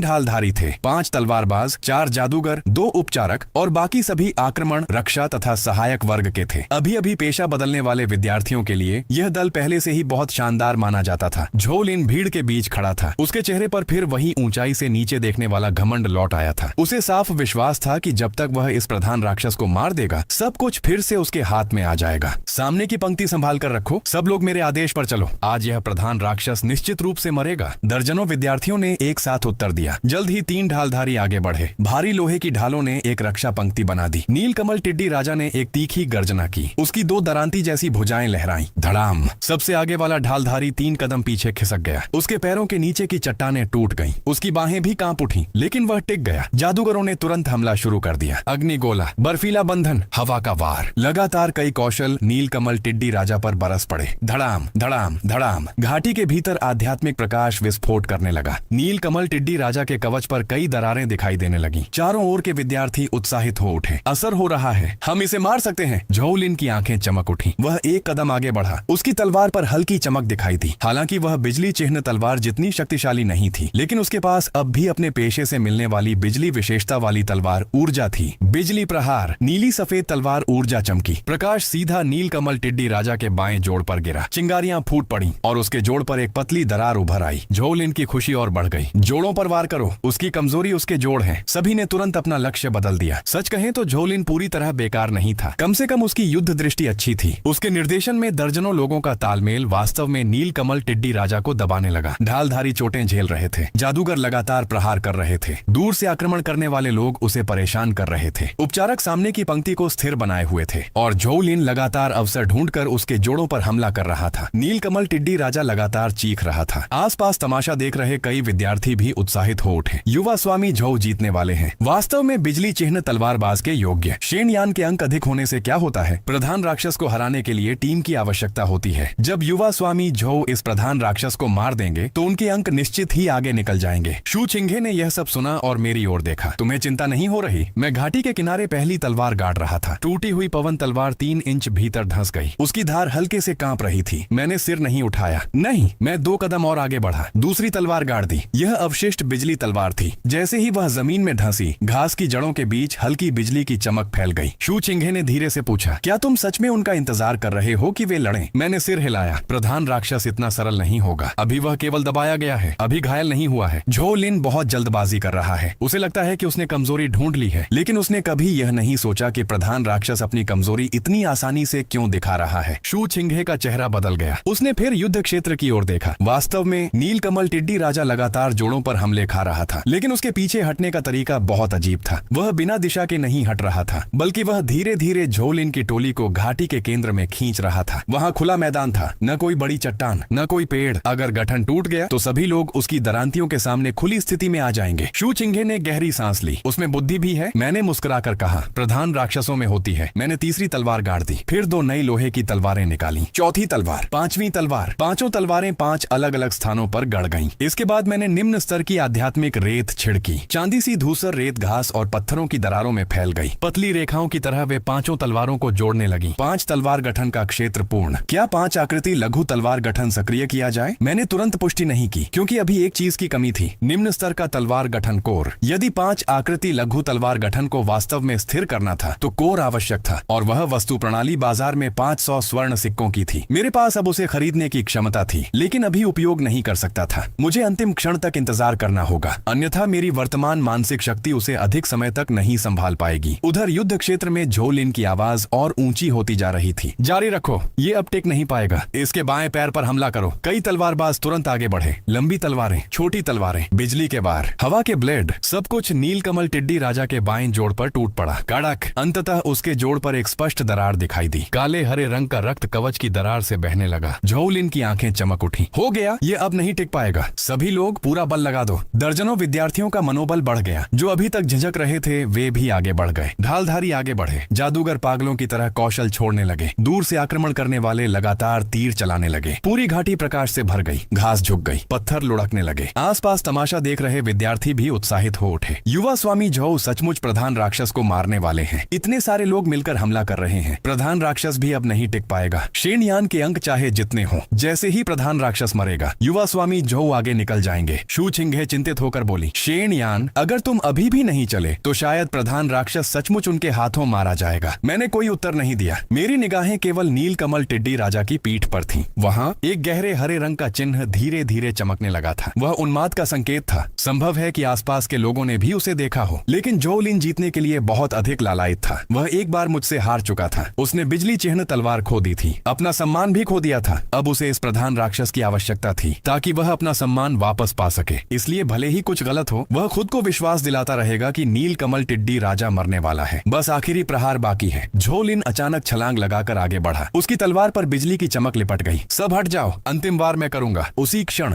नीलकमल टिड्डी राजा अचानक स्थिर हो गया। उसकी सभी संयुक्त आंखें रक्तिम प्रकाश से चमक उठी। पीठ पर मौजूद गहरे हरे रंग की रेखाएं पूरी तरह फट पड़ी। धम्म, उसके शरीर से दिखाई देने वाली ऊर्जा की लहर बाहर फैल गई। मेरी आंखें सिकुड़ गईं। बुरा है। अगले ही पल नीलकमल टिड्डी राजा अपनी जगह से गायब हो गया। नहीं, वह गायब नहीं हुआ था। उसकी गति इतनी तेज थी कि अधिकांश लोग उसे देख भी नहीं पाए। बस एक तीखी हवा चीरने की आवाज सुनाई दी। स्विश, सबसे आगे वाला ढालधारी अपनी ढाल सहित हवा में उड़ गया। उसकी लोहे की ढाल पर गहरी दरार बन गई। एक तलवारबाज पीछे हटने ही वाला था कि उसकी छाती को दरांती ने चीर दिया। वह दर्द से चिल्लाया और तुरंत अपनी जेड ताबीज तोड़ दी। एक हरी चमक के साथ वह गुप्त क्षेत्र से बाहर भेज दिया गया। दूसरे जादूगर का चेहरा सफेद पड़ गया। उसके हाथ का अग्निगोला अभी पूरा भी नहीं हुआ था कि नीलकमल टिड्डी राजा की दरांती पहले ही उसके सामने पहुंच चुकी थी। वह लुढ़कते घिसटते हुए जेड ट्री को कुचलकर तोड़ बैठा। गायब होने से पहले आग का गोला नियंत्रण से बाहर होकर मंच पर फट पड़ा। धधकती आग आसमान तक उठ गई। घाटी के पेड़ पौधे विस्फोट की लहर से झुक गए। पूरी टीम बिखर गई। जो 10 से अधिक लोग अभी तक अच्छी तरह तालमेल में लड़ रहे थे, इस समय मानो किसी ने उन्हें एक ही वार में काट कर अलग कर दिया हो। आगे की पंक्ति टिक नहीं पा रही थी, उपचार पहुंच नहीं रहा था और पत्थर जैसी रक्षा करने वाले भी उठने की हिम्मत नहीं कर पा रहे थे। आक्रमण करने वालों के छोड़े गए तीर और तलवारें किंगलियन टैंग किंग के कवच पर गिरती तो केवल कुछ चिंगारियां ही निकलती। झोउ लिन जमीन पर उतरने के बाद कई कदम पीछे हट गया। उसका चेहरा बेहद बदसूरत हो गया। घबराओ मत, कोई भी मत बिखरो, गठन संभालो। लेकिन उसकी बात किसी ने नहीं सुनी। 50 गोल्ड कॉइन किस काम के अगर जान ही नहीं बचेगी। एक और छात्र किंगलियन टैंग किंग द्वारा कोने में धकेल दिया गया। वह चीखते हुए जेड ट्री को तोड़ बैठा। हरी रोशनी चमकी और उसका शरीर गायब हो गया। झोउ लिन अपनी टीम को टूटते हुए देख रहा था। उसके दांत लगभग चटकने वाले थे। वह सचमुच हार मानने को तैयार नहीं था। यह लीडर मॉन्स्टर तो लगभग उसके हाथ में आ ही गया था। बस इसे मार देता तो मुझे पीछे छोड़ देता, परीक्षण में पहला स्थान वापस पा लेता और साबित कर देता कि अभी मुझसे हारना केवल एक दुर्घटना थी। लेकिन किंगलियन टैंग किंग उसे यह मौका देने वाला नहीं था। उसका विशाल शरीर अचानक झटका खाकर घूम गया। उसकी सारी सहायक आंखें एक साथ झोउ लिन पर टिक गईं। झोउ लिन का चेहरा बदल गया। अगले ही पल किंगलियन टैंग किंग उसकी ओर झपटा। उसकी गति एक नीले काले धुंधले साए जैसी थी। झोउ लिन ने तलवार उठाकर रोकने की कोशिश की। पहला प्रहार गिरते ही उसकी साधारण तलवार जोर से कांप उठी। उसकी हथेली तुरंत फट गई। दूसरा वार तुरंत उसके पीछे आ गया। झोउ लिन का चेहरा बदल गया। वह बचना चाहता था, लेकिन लगातार लड़ाई के कारण उसकी सांसें अस्त व्यस्त हो चुकी थीं और उसके कदम आधे पल धीमे हो गए थे। बस वही आधा पल जानलेवा साबित हुआ। किंगलियन टैंग किंग की विशाल दरांती ऊपर से गिर पड़ी। झोउ लिन की पुतलियां सिकुड़ गईं। उसके चेहरे पर पहली बार वास्तविक भय दिखाई दिया। मुझे बचाओ। लेकिन किसी के पास उसे बचाने का समय नहीं था। शू छिंग और श्या ये दोनों मेरी ओर देखने लगे। मैं शेन यान चल पड़ा। झोउ लिन को बचाने के लिए नहीं, बल्कि इसलिए कि किंगलियन टैंग किंग पहले ही मेरी सबसे अनुकूल हत्या सीमा के किनारे तक पहुंच चुका था। अगर मैं अब भी नहीं चलता तो वह उस जगह से निकल जाता जहां उसे मारना सबसे आसान था। मैंने हाथ उठाया। 5 तलवारें एक साथ कांप उठी। उनमें से एक टूटी हुई लोहे की तलवार हवा को चीरती हुई निकल गई। तलवार की रोशनी विशाल दरांती से टकराई। उसने पूरी तरह वार को नहीं रोका, लेकिन वार की दिशा को जबरदस्ती आधा इंच मोड़ दिया। विशाल दरांती झोउ लिन के बगल में गिरी और जमीन पर एक गहरी खाई बना दी। झोउ लिन का चेहरा पीला पड़ गया। वह जमीन पर बैठ गया। उसका एक पैर धार से कट चुका था। अगर वार थोड़ा और अंदर जाता तो उसका सिर ही उड़ गया होता। चारों तरफ मौजूद सभी लोग स्तब्ध रह गए। किंगलियन टैंग किंग भी धीरे धीरे मुड़ा। उसकी लाल आंखें मुझ पर टिक गईं। मैं घाटी के किनारे खड़ा था। 5 तलवारें मेरे शरीर के पास तैर रही थीं। 3 पुरानी तलवारें और 2 नई। उनमें से 2 पर हल्की रोशनी घूम रही थी। शू छिंग और बाकी लोग मेरे पीछे खड़े थे। उनकी सांसें तक धीमी हो गई थीं। झोउ लिन जमीन पर बैठा अस्त व्यस्त अवस्था में मुझे देख रहा था। उसकी आंखों में आश्चर्य, शर्म, क्रोध और एक ऐसी राहत थी जिसे वह स्वीकार नहीं करना चाहता था। मैंने उसकी ओर देखा भी नहीं। मैं केवल किंगलियन टैंग किंग को देख रहा था। मैंने धीरे से कहा, तुम लोग लड़ चुके, अब मेरी बारी है। जैसे ही ये शब्द निकले, पूरी घाटी एक पल के लिए शांत हो गई। अभी जो छात्र डरकर पीछे हट रहे थे, वे सभी मेरी ओर देखने लगे। कोई स्तब्ध था, कोई सांस तक लेने की हिम्मत नहीं कर पा रहा था। 5 तलवारों की स्थिति पूरी हो चुकी है। क्या तलवार गठन स्थापित किया जाए? 5 छोटी तलवारें कांपी। मैंने मन ही मन कहा, गठन स्थापित करो। रोशनी फूट पड़ी। 5 तलवारों से एक साथ तलवार प्रभा निकलने लगी। जमीन के नीचे दबी हुई रेखाएं चमक उठी। घास और पत्थरों की दरारों के बीच से धूसर प्रकाश की रेखाएं उभर आईं, मानो किसी ने रोशनी से घाटी के किनारे पर एक विशाल तलवार गठन बना दिया हो। 5 तत्व लघु तलवार गठन। यह केवल 2 अतिरिक्त तलवारें जोड़ना नहीं था, बल्कि 5 तलवारों को 5 अलग अलग स्थानों में बांटना था। एक तलवार कदम रोकने के लिए, 2 तलवारें जोड़ों को काटने के लिए, एक तलवार शक्ति कम करने के लिए और एक तलवार लगातार हत्या के लिए। गठन बन चुका था। दुश्मन का हर कदम मेरी तलवारों द्वारा पहले से तय की गई जगह की ओर धकेला जाएगा। यही तलवार गठन की असली भयावहता थी। यह नहीं कि एक वार कितना शक्तिशाली है, बल्कि यह कि गठन के भीतर हर इंच पर तलवार मौजूद है। और तभी किंगलियन टैंग किंग फिर से झपटा। मैंने 5 तलवारों को घुमाया। तलवारों की चमक और उसकी विशाल दरांतियां लगातार टकराने लगी। टन्ना टन्ना टन्ना। हर टक्कर मेरे मन में विस्फोट जैसी गूंज पैदा कर रही थी। मैं धीरे धीरे पीछे हट रहा था, लेकिन मेरा हर कदम गठन की रेखाओं पर पड़ रहा था। किंगलियन टैंग किंग हर कदम आगे बढ़ता तो उसके शरीर पर एक और गहरी दरार उभर आती, लेकिन मैं भी अच्छी हालत में नहीं था। मेरी छाती भारी हो रही थी, कनपटियां दर्द से धड़क रही थी, मानसिक शक्ति बहुत तेजी से खत्म हो रही थी। अगर यह लड़ाई ऐसे ही चली तो पहले मेरा तलवार गठन ही टूट जाएगा। शू छिंग ने यह देख लिया। उसने दांत भींचकर अपनी लकड़ी की छड़ी उठाई। हरी रोशनी मेरे शरीर पर गिरी। Would spirit recovery. एक गर्म शक्ति मेरे शरीर में प्रवाहित हुई, हालांकि बहुत कम थी, लेकिन मेरे सिर का दर्द कुछ कम हो गया। मैंने धीमे स्वर में कहा, धन्यवाद। शू छिंग का चेहरा पीला था, लेकिन वह मुश्किल से मुस्कुराया। मैंने कहा था, मैं बोझ नहीं बनूंगा। किंगलियन टैंग किंग पूरी तरह क्रोधित हो गया। उसकी पीठ के पीछे के कवच अचानक खुल गए और पारदर्शी पंखों की एक जोड़ी फैल गई। मेरा दिल जोर से धड़क उठा। उसकी गति फिर से विस्फोटक रूप से बढ़ गई। मेरी पुतलियां सिकुड़ गईं। दूसरा चरण, उन्माद। यह तो केवल लीडर मॉन्स्टर है, फिर भी इसके पास दूसरा उन्माद चरण है। अगले ही पल किंगलियन टैंग किंग अपनी जगह से गायब हो गया। मैं उसे देख ही नहीं पाया। विशाल हमले की गति इतनी तेज थी कि मैं केवल अपनी सहज प्रतिक्रिया और विवेक के सहारे ही बचाव कर पाया। 5 तलवारें एक क्षण में मेरे सामने एक दूसरे को काटती हुई खड़ी हो गईं। धड़ाम। एक भयंकर शक्ति टकराई। 5 तलवारें एक साथ झटके से उछल गईं। मैं लगातार 10 से अधिक कदम पीछे फिसल गया। मेरी पीठ एक पर्वतीय चट्टान से जा टकराई। चक। चट्टान की सतह पर एक महीन दरार पड़ गई। मेरे गले में कसाव हुआ और होंठों के किनारे से खून की एक पतली धारा बह निकली। चारों ओर मौजूद सभी लोगों के चेहरे बदल गए। रोक नहीं पा रहा। शेन यान भी नहीं रोक पा रहा। जल्दी भागो, अब नहीं भागे तो देर हो जाएगी। झो लिंग कुछ दूरी पर बैठी थी। उसका चेहरा बेहद बदसूरत था। उसने होंठ खोले जैसे कुछ कहना चाहती हो, लेकिन अंत में एक शब्द भी नहीं बोल पाई। अभी कुछ समय पहले वह 10 से अधिक लोगों को लेकर भी पागलों की तरह पीटी जा चुकी थी, और अब मुझे अकेले किंगलियन टैंग किंग का सामना करते देख उसकी आंखों में पहली बार एक ऐसी भावना उभरी जिसे वह खुद भी स्वीकार नहीं करना चाहती थी। लेकिन किंगलियन टैंग किंग ने मुझे सांस लेने का मौका नहीं दिया। वह फिर झपटा और अपनी विशाल दरांती ऊंची उठा ली। इस बार उसका निशाना मेरा सिर था। शू छिंगे का चेहरा पीला पड़ गया। शेन यान, सावधान। लेकिन मैं मुस्कुरा दिया, क्योंकि उसके दूसरे उन्माद चरण में उसकी पीठ का कवच पूरी तरह खुल चुका था और उसी कवच के नीचे छिपी हुई थी उसकी कोर। 500 स्वर्ण मुद्राएं खर्च करें। प्राप्त निम्न स्तरीय दैत्य कोर। अंगूठे के आकार की एक चांदी जैसी कोर मेरी हथेली में प्रकट हुई। किंगलियन टैंग किंग पहले ही 3 कदम की दूरी पर पहुंच चुका था। विशाल दरांती हवा चीरती हुई नीचे उतर रही थी और मृत्यु की आभा मेरे चेहरे पर आ लगी। मैंने उस दैत्य कोर को तलवार गठन के केंद्र में रख दिया। क्या 5 तत्व लघु तलवार गठन में कोर स्थापित की जाए? मैंने बिना किसी हिचकिचाहट के उत्तर दिया, स्थापित करो। धम।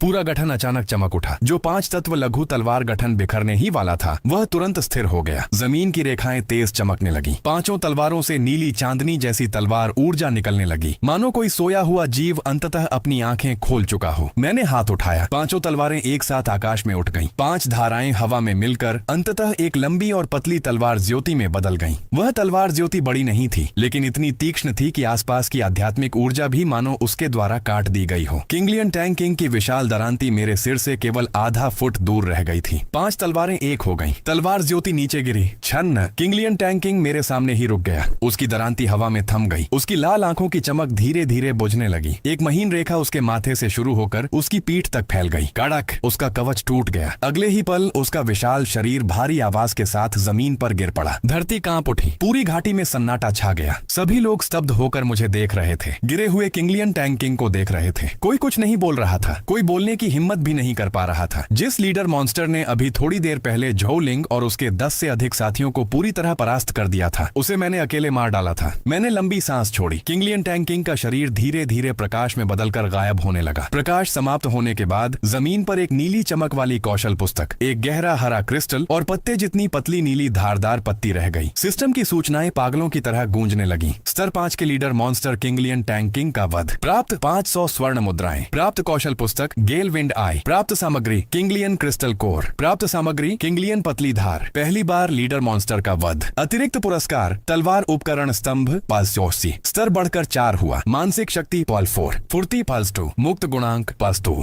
मैं झुक गया और सभी वस्तुओं को सिस्टम स्पेस में रख लिया। एक कौशल पुस्तक, एक क्रिस्टल कोर, एक धारदार पत्ती और 500 स्वर्ण मुद्राएं। वास्तव में बहुत बड़ा लाभ था। झो लिंग जमीन पर बैठी थी। उसका चेहरा बिल्कुल पीला पड़ चुका था। वह मुझे देख रही थी। उसके होंठ हिले, लेकिन एक शब्द भी बाहर नहीं निकला। अभी कुछ समय पहले वह 10 से अधिक लोगों को लेकर भी बुरी तरह हार चुकी थी और मैंने अकेले मार डाला। यह केवल उसका अपमान नहीं था, यह उसके गर्व को पैरों तले रौंदना था। मैं उसके सामने जाकर खड़ा हो गया। झो लिंग अनजाने में पीछे नीचे खिसक गई। जैसे ही यह हरकत हुई, आसपास मौजूद लोगों की निगाहें बदल गईं। झो लिंग को भी इसका एहसास हुआ। उसका चेहरा तुरंत शर्म से लाल हो गया। वह उठना चाहती थी, लेकिन किंगलियन टैंकिंग के उस वार ने पहले ही उसका साहस तोड़ दिया था। मैंने उसे देखते हुए शांत स्वर में कहा, अब तुमने देख लिया? झो लिंग का शरीर कांप उठा। यही वही वाक्य था जो उसने पेशा परिवर्तन भवन के सामने मेरा मजाक उड़ाते समय कहा था। उसने कहा था, मैं देखना चाहती हूँ कि तुम किस चीज से खुद को साबित करोगे। अब वह देख चुकी थी। 5 तलवारों का गठन, लीडर मॉन्स्टर का वध। चारों ओर मौजूद सभी छात्र चुप थे। पहले वे कहते थे कि मैं पागल हूँ, कि एक गरीब आदमी तलवार गठन मास्टर बनने के योग्य नहीं है, कि तलवार गठन पेशा शुरुआती चरण में बेकार होता है। लेकिन अब उनमें से किसी में मेरी ओर सीधे देखने का साहस तक नहीं था। शू छिंगे कुछ दूरी पर खड़ी थी। वह मुझे स्थिर निगाहों से देख रही थी। उसकी आंखें आश्चर्य से भरी हुई थीं। परीक्षा का समय समाप्त, अंकों की गणना शुरू। सभी छात्रों की परीक्षा जेड प्लेटें एक साथ चमक उठी। रैंकिंग प्रकट हुई। पहला स्थान शेन यान 1860 अंक, दूसरा स्थान झो लिंग 420 अंक, तीसरा स्थान शू छिंगे 310 अंक, चौथा स्थान झाओ लियू 290 से अंक। घाटी में केवल हवा की आवाज बची थी। हर कोई सूची के शीर्ष पर लिखे उस नाम को देख रहा था। शेन यान, वही तलवार गठन मास्टर जिसे 3 घंटे पहले तक सबने हंसी का पात्र बना रखा था, लेकिन अब 1860 अंकों के साथ वह सबके ऊपर खड़ा था। दूसरे स्थान पर झो लिंग 420 अंक, मेरे एक चौथाई से भी कम। शू छिंगे ने जब खुद को तीसरे स्थान पर देखा तो वह भी स्तब्ध रह गई। पूरे रास्ते वह केवल मेरे पीछे चलती रही थी, चाय बनाती रही और सहायता करती रही, और इसी से मिले कुछ अंकों ने उसे शीर्ष 3 में पहुंचा दिया था। झो लिंग सूची को घूर रही थी। उसका चेहरा सफेद से काला और फिर राख जैसा धूसर हो गया। वह हार चुकी थी, इतनी बुरी तरह की कोई बहाना भी नहीं बचा था, क्योंकि सूची झूठ नहीं बोलती और अंक किसी की इज्जत बचाने के लिए नहीं होते। स्थानांतरण की रोशनी चमक उठी। सभी छात्र गुप्त क्षेत्र छोड़ने वाले थे। मैं रोशनी के भीतर खड़ा था और झो लिंग को एक बार देखा। वह अभी भी जमीन पर बैठी थी, बिखरी हुई खाली आंखों के साथ। प्रकाश ने मेरी दृष्टि को ढक लिया। मुझे केवल एक छात्र की कांपती हुई आवाज सुनाई दी, किसने कहा था कि तलवार गठन पेशा बेकार है? यह तो कमबख्त एक राक्षस है। स्थानांतरण की रोशनी समाप्त हो गई। मैं फिर से पेशा परिवर्तन महल में खड़ा था। मेरे पैरों के नीचे चिकनी सफेद जेड की टाइलें थीं। ऊपर आध्यात्मिक दीपक लटक रहे थे। महल अब भी लोगों से भरा हुआ था, लेकिन वातावरण 3 घंटे पहले से बिल्कुल अलग था। 3 घंटे पहले मैं भी यहीं खड़ा था। उस समय हर कोई मुझ पर हंस रहा था, मेरी गरीबी पर, मेरी पागलपन पर, इस बात पर कि एक ऐसा व्यक्ति जिसे 2 वक्त की रोटी जुटाना भी मुश्किल था, सबसे महंगा तलवार गठन मास्टर पेशा चुनने की हिम्मत कैसे कर सकता है। कुछ लोग कहते थे कि मैं आधे घंटे भी जीवित नहीं रहूंगा। कुछ कहते थे कि मैं अपना भविष्य खुद नष्ट कर रहा हूँ। और अब पूरे पेशा परिवर्तन महल में एक भी व्यक्ति ऐसा नहीं था जो हंस सके, क्योंकि अंक सूची अभी भी हवा में लटकी हुई थी। आकाश में लटकी हुई रैंकिंग सूची पर पहले स्थान के पीछे मेरा नाम लिखा था। पहला स्थान शेन यान, अंक 1860। झो लिंग सूची के नीचे खड़ी थी। उसके चेहरे की अभिव्यक्ति मानो जम गई थी। वह मुझे देख रही थी, फिर अंक सूची को, जैसे पहली बार मुझे पहचान रही हो। लुओ यूनली पेशा परिवर्तन दिव्य पत्थर के पास खड़ी थी। उसके हाथ में अभी भी भविष्यवाणी का रिकॉर्ड था, लेकिन वह आधे रास्ते में ही रुक गया था। उसकी ठंडी आंखों में पहली बार स्पष्ट कंपन दिखाई दिया। एक एक करके छात्र बड़े हॉल में वापस भेजे जाने लगे। कुछ के चेहरे पीले थे, कुछ के कपड़े फट चुके थे, कुछ तो जैसे ही लौटे उनके पैर जवाब दे गए और वे जमीन पर बैठ गए।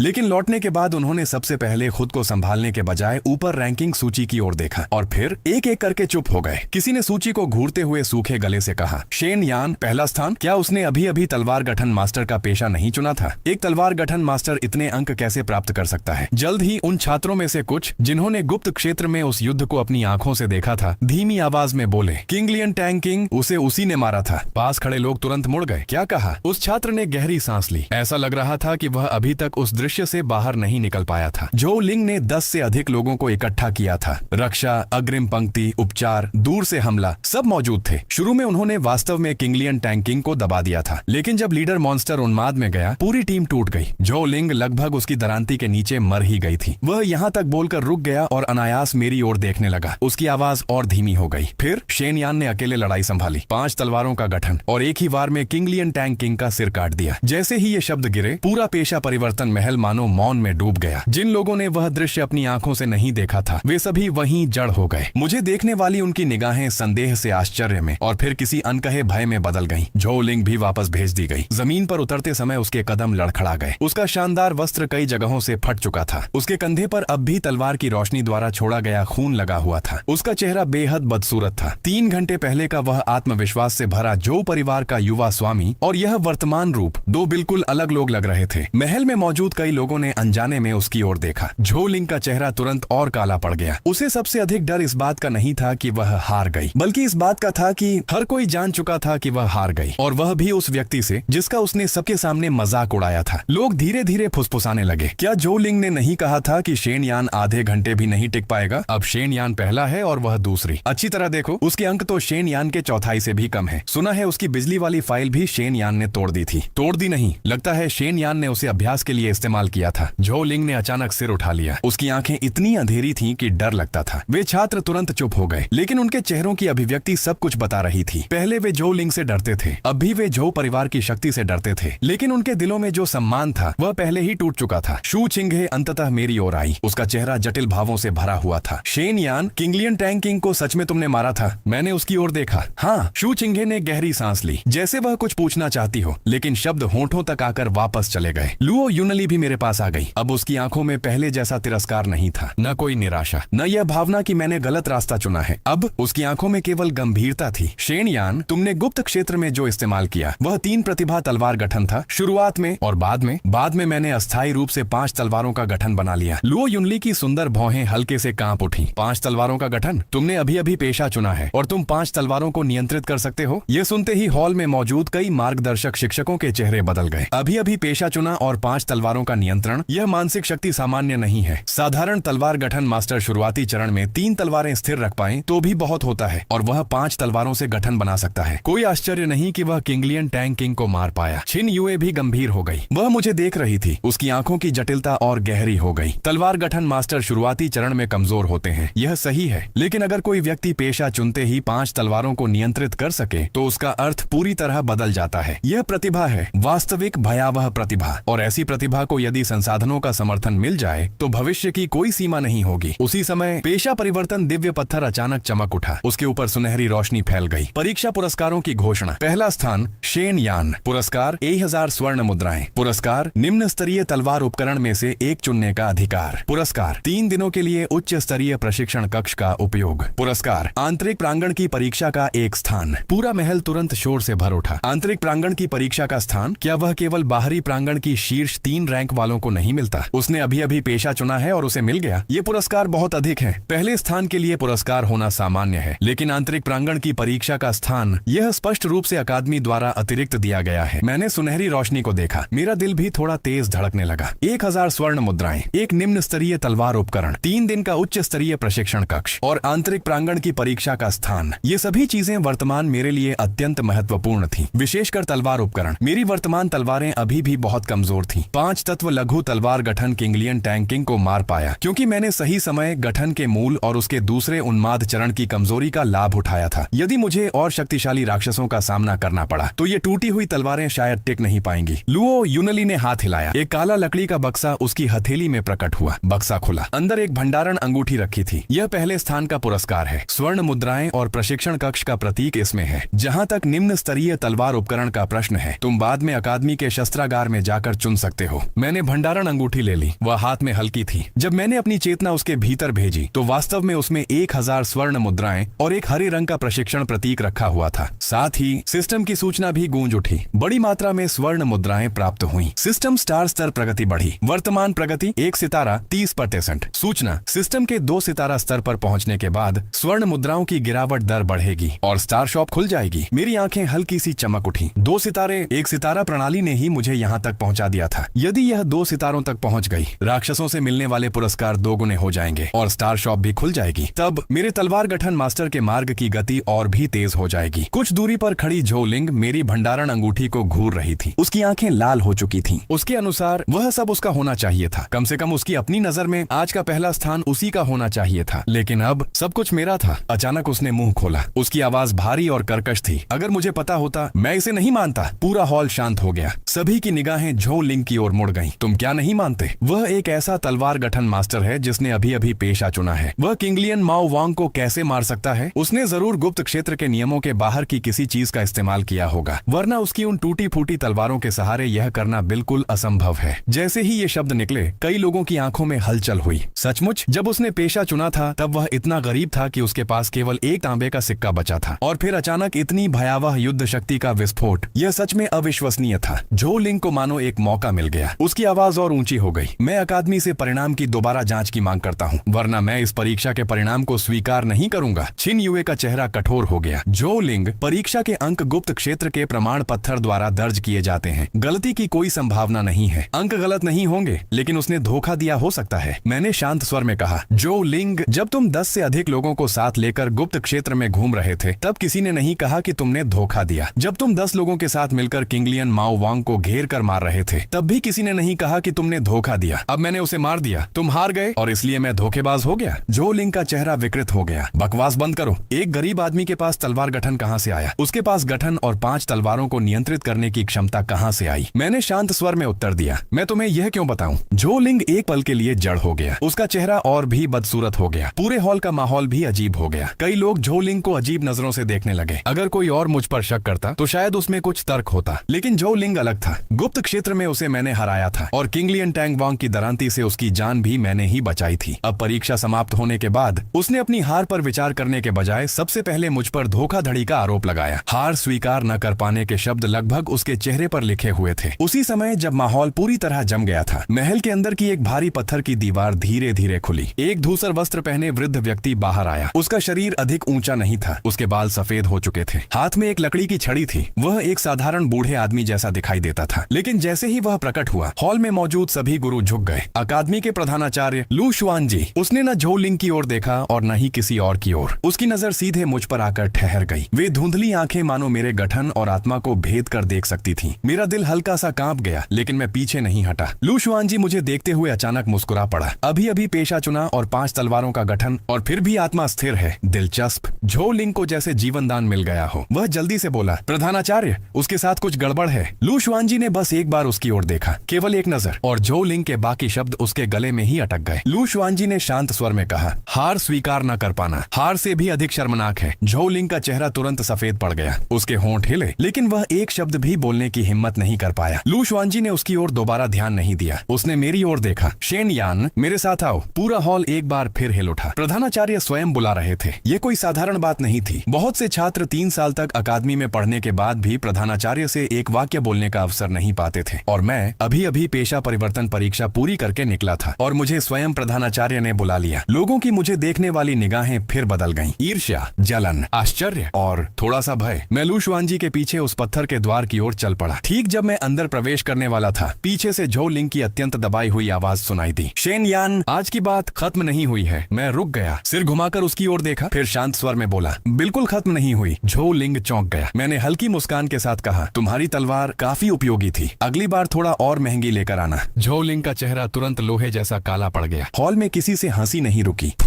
फिर उसने जल्दी से अपना मुंह बंद कर लिया। मैंने और ध्यान नहीं दिया, सीधे पत्थर के द्वार के भीतर चला गया। द्वार के पीछे कोई साधारण कमरा नहीं था, बल्कि एक छोटा सा प्रमाण कक्ष था। जमीन पर जटिल चिन्ह और रेखाएं खुदी हुई थीं। चारों ओर की दीवारों पर तलवारें लगी हुई थीं। हर एक तलवार पर समय के निशान मौजूद थे। कुछ आधी टूटी हुई थीं, कुछ पर जंग लगी हुई थी, कुछ की धार काली पड़ चुकी थी, लेकिन उनसे निकलने वाली आभा मेरी उन टूटी हुई तलवारों से न जाने कितनी गुना अधिक शक्तिशाली थी। लू शुआन जी धीरे धीरे गठन कक्ष के केंद्र तक गए और रुक गए। उन्होंने पीछे मुड़कर नहीं देखा। शेन यान, बाहर के लोग केवल यह देख पाए कि तुमने किंगलियन टैंग वांग को मार गिराया, लेकिन यह बूढ़ा आदमी इससे भी ज्यादा जानना चाहता है। क्या तुम वास्तव में गठन को समझते हो? मैंने कुछ नहीं कहा। लू शुआन जी ने अपनी लकड़ी की छड़ी उठाई और धीरे से जमीन पर टिकाई। धम! गठन कक्ष की जमीन अचानक चमक उठी। चारों ओर की दीवारों पर लगी प्राचीन तलवारें एक साथ कांपने लगीं। 2 तलवारें, 3 तलवारें, 5 तलवारें, 10 तलवारें, कुल 12 प्राचीन तलवारें दीवारों से अलग होकर हवा में उठ गईं। वे धीरे धीरे घूमती हुई अंततः सभी मेरी ओर मुड़ गईं। 12 तलवारों की भयंकर आभा लहर की तरह मेरी ओर टूट पड़ी। मेरी आस्तीनें तलवारों की हवा से फड़फड़ाने लगी। लू शुआन जी ने घूमकर मेरी ओर देखा। उनकी आंखों में पहली बार परीक्षा लेने की झलक थी। यह 12 अवशिष्ट तलवारों का गठन है। मैं तुम्हें चोट नहीं पहुंचाऊंगा, लेकिन यदि तुम इसे नहीं तोड़ पाए तो यह सिद्ध करेगा कि आज लीडर मॉन्स्टर का वध केवल तुम्हारा भाग्य था, और यदि तुम इसे तोड़ पाओ तो मैं स्वयं तुम्हें वह उपहार दूंगा जिसकी एक वास्तविक तलवार गठन मास्टर को आवश्यकता होती है। 12 प्राचीन तलवारों से एक साथ तलवार ऊर्जा फूट पड़ी। वे एक साथ नीचे दबने लगी। उसी समय सिस्टम का संदेश अचानक मेरी आंखों के सामने प्रकट हुआ। अधूरा गठन पहचाना गया। 12 अवशिष्ट तलवारों का गठन। विश्लेषण असंभव। क्या गठन चिन्हों का अनुमान लगाने के लिए ऊर्जा खर्च की जाए? मैंने उन 12 तलवारों को देखा और मेरे होंठों पर हल्की मुस्कान आ गई। प्रधानाचार्य जानना चाहते थे कि क्या मैं वास्तव में गठन समझता हूँ, लेकिन उन्हें नहीं पता था मुझे सबसे कम डर किस चीज से लगता है। पैसे खर्च करके गठन तोड़ने से। 12 प्राचीन तलवारें हवा में लटकी हुई थीं। उनकी धारें मेरी ओर थीं। गठन कक्ष का तापमान जैसे अचानक बर्फीला हो गया। दीवारों के आध्यात्मिक दीपक तलवार ऊर्जा के दबाव से हल्के हल्के कांपने लगे। जमीन पर बने गठन चिन्ह एक एक करके चमक उठे। सुनहरी रेखाएं पत्थरों की दरारों के बीच से होकर गुजरती हुई अंततः मेरे पैरों के नीचे आकर मिल गईं। मैं गठन के केंद्र में खड़ा था। मेरे कपड़े तलवारों की हवा में फड़फड़ा रहे थे। लू शुआनजी अपनी लकड़ी की छड़ी थामे गठन के बाहर खड़े थे। उनकी आंखें शांत थीं, लेकिन भीतर एक गहरी अपेक्षा छिपी हुई थी। वह किंगलियन अकादमी के प्रधानाचार्य थे और यहाँ सबसे अधिक गठन को समझने वाले व्यक्ति भी। वह देखना चाहते थे क्या आज किंगलियन टैंग वांग को मारना केवल भाग्य था या मैं वास्तव में तलवार गठन को समझता था। 12 तलवारें एक साथ गूंज उठी। तलवारों की धाराओं का दबाव समुद्र की लहरों की तरह टूट पड़ा। मेरी हथेली में रखा गठन पट्ट गर्म होने लगा। सिस्टम का संदेश फिर उभरा। अधूरा गठन पहचाना गया। 12 अवशिष्ट तलवारों का गठन। गठन स्तर निम्न स्तर की चरम अवस्था। स्थिति अपूर्ण। क्या गठन चिन्हों के अनुमान के लिए स्वर्ण मुद्राएं खर्च की जाए? मैंने मन ही मन कहा, अनुमान करो। 300 स्वर्ण मुद्राएं खर्च। गठन चिन्हों का विश्लेषण शुरू। अगले ही पल मेरे सामने की दुनिया बदल गई। जो गठन चिन्ह पहले अत्यंत जटिल लग रहे थे वे मेरी दृष्टि में एक एक करके खुलने लगे। गठन की रेखाएं एक दूसरे से जुड़ी हुई थीं। 12 तलवारों के बीच के संबंध भी मानो किसी पर्दे के हटने के बाद स्पष्ट हो गए। कहाँ मृत्यु बिंदु था, कहाँ जाल का स्थान, कहाँ सहायक बिंदु था और कहाँ गठन की आंख। सब कुछ धीरे धीरे सामने आने लगा। कुछ ही क्षण बाद सिस्टम ने फिर सूचना दी। विश्लेषण पूर्ण। 12 अवशिष्ट तलवारों के गठन में कुल 3 कमजोरियां हैं। 1 दक्षिण पश्चिम का मृत्यु द्वार, जहां तलवार ऊर्जा अत्यधिक भारी है और प्रवाह असंतुलित है। 2 7वीं तलवार में हल्की कंपन जो झूठी गठन आंख है। 3 वास्तविक गठन आंख पूर्वी पर्वतीय घाटी में स्थित है। वहां कोई तलवार नहीं है। मेरी आंखें हल्के से चमक उठी। वहां कोई तलवार नहीं है। मैंने पूर्व दिशा की ओर देखा। वहां कुछ भी नहीं था। जमीन पर केवल एक बहुत ही हल्की तलवार की रेखा दिखाई दे रही थी। यदि सिस्टम ने विश्लेषण न किया होता तो कोई भी उस स्थान में कुछ असामान्य नहीं देख पाता। 12 तलवारें हवा में थीं। हर व्यक्ति की नजर स्वाभाविक रूप से उन्हीं तलवारों पर जाती, लेकिन असली गठन आंख तलवारों में नहीं थी, बल्कि उस स्थान पर थी जहां कोई तलवार नहीं थी। लू शुआनजी का यह तरीका वास्तव में अद्भुत था। उन्होंने देखा कि मैं काफी देर से स्थिर खड़ा हूं, तो शांत स्वर में बोले, क्या हुआ, डर गए? मैंने सिर उठाया। नहीं, मैं बस देख रहा हूं कि यह गठन वास्तव में कहां टूटा हुआ है। लू शुआनजी की भौहें हल्के से उठ गईं। ओह, तो क्या तुम्हें कुछ दिखाई दिया? मैंने उत्तर नहीं दिया, क्योंकि उसी समय 12 अवशिष्ट तलवारों में से पहली तलवार बिजली की तरह मेरी ओर आई। उसकी धार जगह जगह से टूटी हुई थी, लेकिन उसकी गति अत्यंत तेज थी। उसने सीधे मेरे हृदय की ओर वार नहीं किया, बल्कि मेरे कंधे की ओर, मानो उसमें दया दिखाई गई हो। लेकिन मैं जानता था यदि पहली तलवार दाईं ओर से वार कर रही थी तो असली घातक हमला पीछे से आने वाला था। मैंने बिना सोचे अपना शरीर आधा कदम बाईं ओर झुका लिया। उसी क्षण दूसरी प्राचीन तलवार मेरी पीठ के पीछे से गुजर गई। उसकी ठंडी धार मेरी त्वचा को छूते हुए निकल गई और रोंगटे खड़े कर देने वाली ठंड छोड़ गई। यदि मैं अभी पीछे हटता तो सीधा दूसरी तलवार से टकरा जाता। लू शुआनजी की आंखों में आश्चर्य की झलक उभरी। अच्छी प्रतिक्रिया है। मैंने उत्तर नहीं दिया, क्योंकि तीसरी और चौथी तलवार पहले ही ऊपर और नीचे से मेरे पैरों का रास्ता बंद कर चुकी थी। मैंने हाथ उठाया। सिस्टम स्पेस से 5 तलवारें एक साथ बाहर निकल आईं। जैसे ही वे प्रकट हुईं, गठन कक्ष की कई प्राचीन तलवारें हल्के हल्के गूंज उठी, मानो वे मेरा मजाक उड़ा रही हों,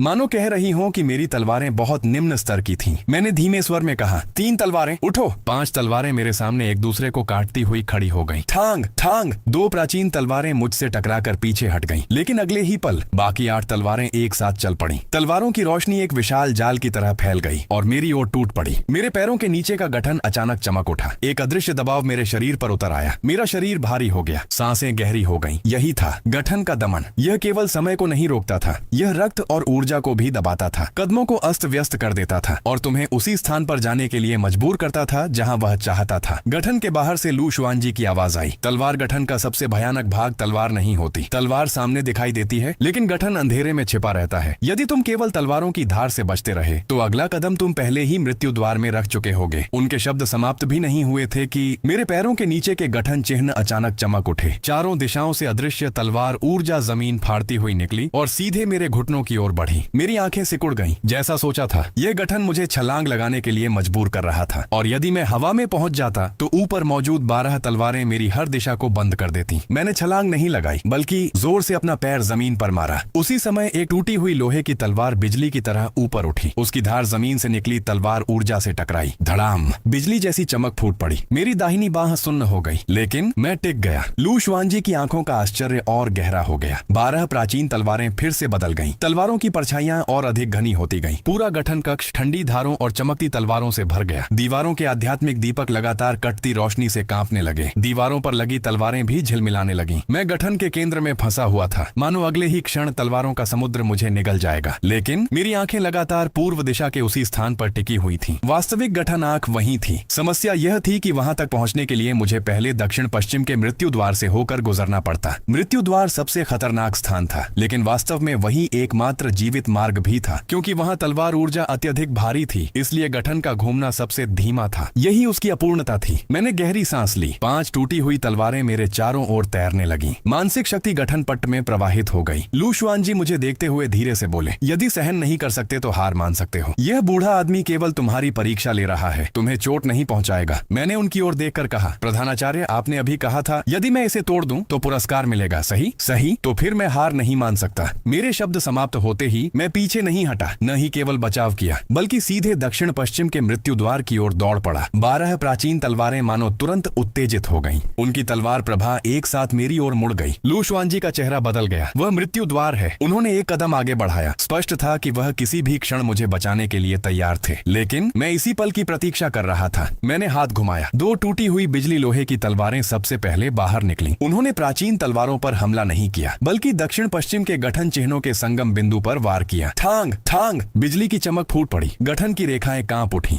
12 प्राचीन तलवारों की गति एक पल के लिए धीमी हो गई, और यही एक पल पर्याप्त था। मैं तलवारों की रोशनी के बीच की दरार से निकल गया। एक तलवार ऊर्जा मेरी बाह से छूकर निकली। मेरी आस्तीन फट गई। त्वचा पर एक पतली रक्त रेखा बन गई। दर्द हुआ, लेकिन गहरा नहीं था। मैं रुका नहीं। तीसरी टूटी हुई पवन लोहे की तलवार अचानक उड़ गई, सीधे उस खाली स्थान की ओर। लू शुआनजी की पुतलियां अचानक सिकुड़ गईं। तुमने देख लिया? मैंने उत्तर नहीं दिया, केवल धीमे स्वर में कहा। 3 प्रतिभाओं का एकीकरण। तीनों तलवारें हवा में मिलकर एक तलवार प्रभा बन गईं और पूर्व दिशा में 3 कदम आगे वार कर दिया। वहां स्पष्ट रूप से कोई तलवार नहीं थी, कोई गठन चिन्ह नहीं था, कुछ भी असामान्य नहीं था। लेकिन जिस क्षण तलवार प्रभा गिरी, पूरा गठन कक्ष गूंज उठा। वूसी, जमीन के नीचे छिपी हुई गठन आंख प्रकट हो गई। तेज प्रकाश फूट पड़ा, मानो धरती के भीतर दबी हुई कोई धड़कती हुई धमनियाएं हों। 12 प्राचीन तलवारें एक साथ कांप उठी। मैंने हाथ नीचे दबाया। टूट जाओ। वूसी, तलवार प्रकाश सीधे गठन आंख में धंस गया। गठन की रेखाएं विस्फोट के साथ बिखर गईं। 12 प्राचीन तलवारें हवा में रुक गईं। फिर शक्ति खो चुकी वस्तुओं की तरह एक एक करके दीवारों के नीचे गिर गईं। तक तक, गठन कक्ष फिर शांत हो गया। जमीन के गठन चिन्ह धीरे धीरे मंद पड़ गए। पूर्व दिशा के खाली स्थान के पास केवल मैं खड़ा था। मेरी बाह पर एक हल्का सा घाव था। लू शुआनजी अपनी जगह खड़े रहे। उन्होंने कुछ नहीं कहा। उनकी निगाह पहले मेरे पैरों पर गई, फिर मेरे चेहरे पर। पहली बार उनकी आंखों में परीक्षा लेने का भाव गायब हो चुका था। उसकी जगह एक गहरा आश्चर्य था। बच्चे, यह गठन आंख थी। तुमने केवल एक बार देखने के बाद ही असली गठन आंख खोज ली। मैंने 5 तलवारें वापस बुला ली। सिर्फ किस्मत अच्छी थी। लू शुआनजी मुस्कुराए। अभी अभी पेशा चुना और 5 तलवारों से लीडर मॉन्स्टर का सिर काट दिया। पहली बार 12 अवशिष्ट तलवारों का गठन देखा और छिपी हुई गठन आंख भी खोज ली। अगर यह किस्मत है तो यह किस्मत कुछ ज्यादा ही अच्छी है। मैंने कुछ नहीं कहा। ज्यादा बोलने से गलती होने की संभावना थी, और लू शुआनजी जैसे न जाने कितने वर्षों से जीवित बूढ़े लोमड़ को यह भी पता था कि हर व्यक्ति के पास अपने रहस्य होते हैं। जब तक वह रहस्य अकादमी को नुकसान नहीं पहुंचाता, वह पूछताछ नहीं करेंगे। वह दीवार के पास गए। हाथ उठाया। एक गहरे हरे रंग का तलवार बक्सा दीवार के गुप्त खांचे से उड़कर बाहर आया। वह बड़ा नहीं था, मानो किसी प्राचीन लकड़ी से बनाया गया हो। उसकी सतह पर 7 पतली रेखाएं उकेरी गई थीं। वह पुराना दिखाई देता था, लेकिन उससे हल्की तलवार ऊर्जा निकल रही थी। लू शुआनजी ने वह बक्सा मेरी ओर बढ़ाया। यह अर्धचंद्र तलवार बक्सा है, निम्न स्तरीय तलवार गठन मास्टरों के लिए विशेष। यह 7 तलवारों को संजोकर उनका पोषण कर सकता है और तुम्हारे नियंत्रण के मानसिक दबाव का कुछ भाग भी कम कर सकता है। मैंने तलवार बक्सा हाथ में लिया। वह आश्चर्यजनक रूप से भारी था। लंबाई केवल एक बाह जितनी थी, लेकिन ऐसा लग रहा था जैसे मैं कोई विशाल पत्थर उठा रहा हूँ। तुरंत सिस्टम की सूचना उभरी। उपकरण पहचाना गया। अर्धचंद्र तलवार बक्सा। श्रेणी निम्न स्तरीय उत्कृष्ट। प्रभाव 1, 7 तलवारों को संग्रहित और पोषित कर सकता है। प्रभाव 2, गठन स्थापित करते समय मानसिक ऊर्जा की खपत कम करता है। प्रभाव 3, मरम्मत योग्य। मेरी आंखें चमक उठी। यह सचमुच अच्छी वस्तु थी। मेरे लिए यह किसी साधारण निम्न स्तरीय तलवार से कहीं अधिक उपयोगी थी। लू शुआनजी ने फिर एक जेड की तलवार निकाली। वह धूसर सफेद रंग की थी। उसके भीतर हल्के प्रकाश बिंदु तैर रहे थे। इस जेड तलवार के भीतर 7 सितारा गठन का एक टुकड़ा है। यह पूरा गठन नहीं है, लेकिन तुम्हारे वर्तमान 3 प्रतिभा तलवार गठन से कहीं अधिक शक्तिशाली है। तुम इसे पूरा कर पाओगे या नहीं, यह तुम्हारे ऊपर निर्भर है। मैंने जेड तलवार ली। सिस्टम फिर गूंज उठा। गठन का खंड पहचाना गया। 7 सितारा गठन, पूर्णता 30%। गठन विश्लेषण द्वारा पूर्ण किया जा सकता है। मेरा दिल तेज धड़क उठा। दूसरों के हाथों में यह केवल एक टूटा हुआ टुकड़ा था, लेकिन मेरे हाथों में यह संभवतः एक पूर्ण गठन बन सकता था। लू शुआनजी धीरे से बोले, शेन यान, तलवार गठन मास्टर केवल पैसा फेंकने वाला पेशा नहीं है। प्राचीन गठन ही उसकी आत्मा है। पैसा तुम्हें तलवारें दिला सकता है, लेकिन गठन की समझ नहीं खरीद सकता। मैंने मन ही मन सिस्टम के संदेश की ओर देखा। असल में ऐसा पूरी तरह सही भी नहीं था, लेकिन बाहर से मैंने गंभीरता से सिर हिलाया। यह छात्र समझ गया। लू शुआनजी ने गहरी निगाह से मुझे देखा। कल शस्त्रागार में जाओ। पहले स्थान का पुरस्कार, निम्न स्तरीय तलवार चुनने का अधिकार, अर्धचंद्र तलवार बक्से के साथ। यदि तुम्हें एक उपयुक्त मुख्य तलवार भी मिल जाए तब तुम्हारा तलवार गठन वास्तव में आकार लेगा। मैंने सिर झुकाया। धन्यवाद प्रधानाचार्य। लू शुआनजी ने हाथ हिलाया। जाओ, 3 दिनों का उच्च स्तरीय साधना कक्ष व्यर्थ मत करना। आंतरिक प्रांगण की परीक्षा से पहले कम से कम 7 तलवारों के नियंत्रण को प्रवेश स्तर तक पहुंचा देना। मेरा मन हल्का सा हिल गया। आंतरिक प्रांगण की परीक्षा? लू शुआनजी शांत स्वर में बोले। तुम्हें आंतरिक प्रांगण की परीक्षा का स्थान मिला है, लेकिन स्थान केवल योग्यता है। 3 दिन बाद आंतरिक प्रांगण के लोग तुम्हारा मूल्यांकन करेंगे। यदि तुम उनकी परीक्षा पार नहीं कर पाए तो यह स्थान वापस ले लिया जाएगा। मैंने आंखें सिकोड़ ली। 3 दिन बाद? ठीक है। लू शुआनजी ने मुझे गहरे अर्थों से देखा। और जो लोग इस बार तुम्हारी परीक्षा लेने आएंगे, जरूरी नहीं कि वे सामान्य परिवारों से आने वाली प्रतिभाओं को पसंद करते हो। मैं समझ गया। आंतरिक प्रांगण में भी गुटबाजी थी। आज मैंने झोउ लिंग को कुचल दिया था। झोउ परिवार इतनी आसानी से चुप नहीं बैठेगा। 3 दिन बाद की परीक्षा शायद बिल्कुल शांत नहीं होगी, लेकिन मुझे डर नहीं लगा, बल्कि मैं थोड़ा उत्साहित था। 3 दिन, अर्धचंद्र तलवार बक्सा, 7 सितारा गठन का टुकड़ा, एक निम्न स्तरीय तलवार, उच्च स्तरीय साधना कक्ष और भविष्य में खुलने वाली सिस्टम की दुकान। इतना सब मेरी शक्ति को एक और स्तर तक बढ़ाने के लिए पर्याप्त था। मैं अर्धचंद्र तलवार बक्सा पकड़े हुए गठन कक्ष से बाहर निकल गया। पत्थर का द्वार धीरे धीरे खुला। पेशा परिवर्तन महल की सभी निगाहें तुरंत मुझ पर आ गिरी। झोउ लिंग अभी तक नहीं गया था। वह भीड़ के बीच खड़ा था। उसका चेहरा अंधेरा था। जब उसने मेरे हाथ में अर्धचंद्र तलवार बक्सा देखा, उसकी पुतलियां अचानक सिकुड़ गईं। स्पष्ट था, वह समझ गया था कि यह कोई साधारण वस्तु नहीं है। उसकी आंखों में ईर्ष्या लगभग छिप नहीं पा रही थी। मैं उसके पास से गुजर गया। मैंने उसकी ओर देखा तक नहीं, और ठीक उसी क्षण सिस्टम की सूचना अचानक गूंज उठी। अर्धचंद्र तलवार बक्से और 7 सितारा तलवार गठन के खंड की संगतता अत्यंत उच्च है। यदि 7 सितारा तलवार गठन को पूरा कर लिया जाए तो तलवार बक्से की छिपी हुई क्षमता सक्रिय की जा सकती है। क्या अवशिष्ट खंड के प्रारंभिक विश्लेषण के लिए ऊर्जा खर्च की जाए? मेरे कदम एक पल के लिए रुक गए। मैंने पीछे मुड़कर झोउ लिंग की ओर देखा। वह अभी भी वहीं खड़ा था। जब उसने देखा कि मैं उसकी ओर देख रहा हूं तो उसे लगा कि मैं कुछ कहने वाला हूं। उसका चेहरा तुरंत और भी गहरा हो गया। क्या देख रहे हो? मैं मुस्कुराया। कुछ नहीं, बस अचानक एक बात याद आ गई। बेहतर होगा कि तुम जल्दी अंदर चले जाओ। झोउ लिंग एक पल के लिए स्तब्ध रह गया। मैं तलवार बक्सा अपनी बाहों में लिए मुड़ गया और वहां से चला गया, क्योंकि 3 दिन बाद मुझे एक बेहतर परीक्षण पत्थर की आवश्यकता होगी, और झोउ लिंग जैसी किसी बड़े कुल की युवती। सीजन 1 पूरा हो गया है। सीजन 2 जैसे ही आएगा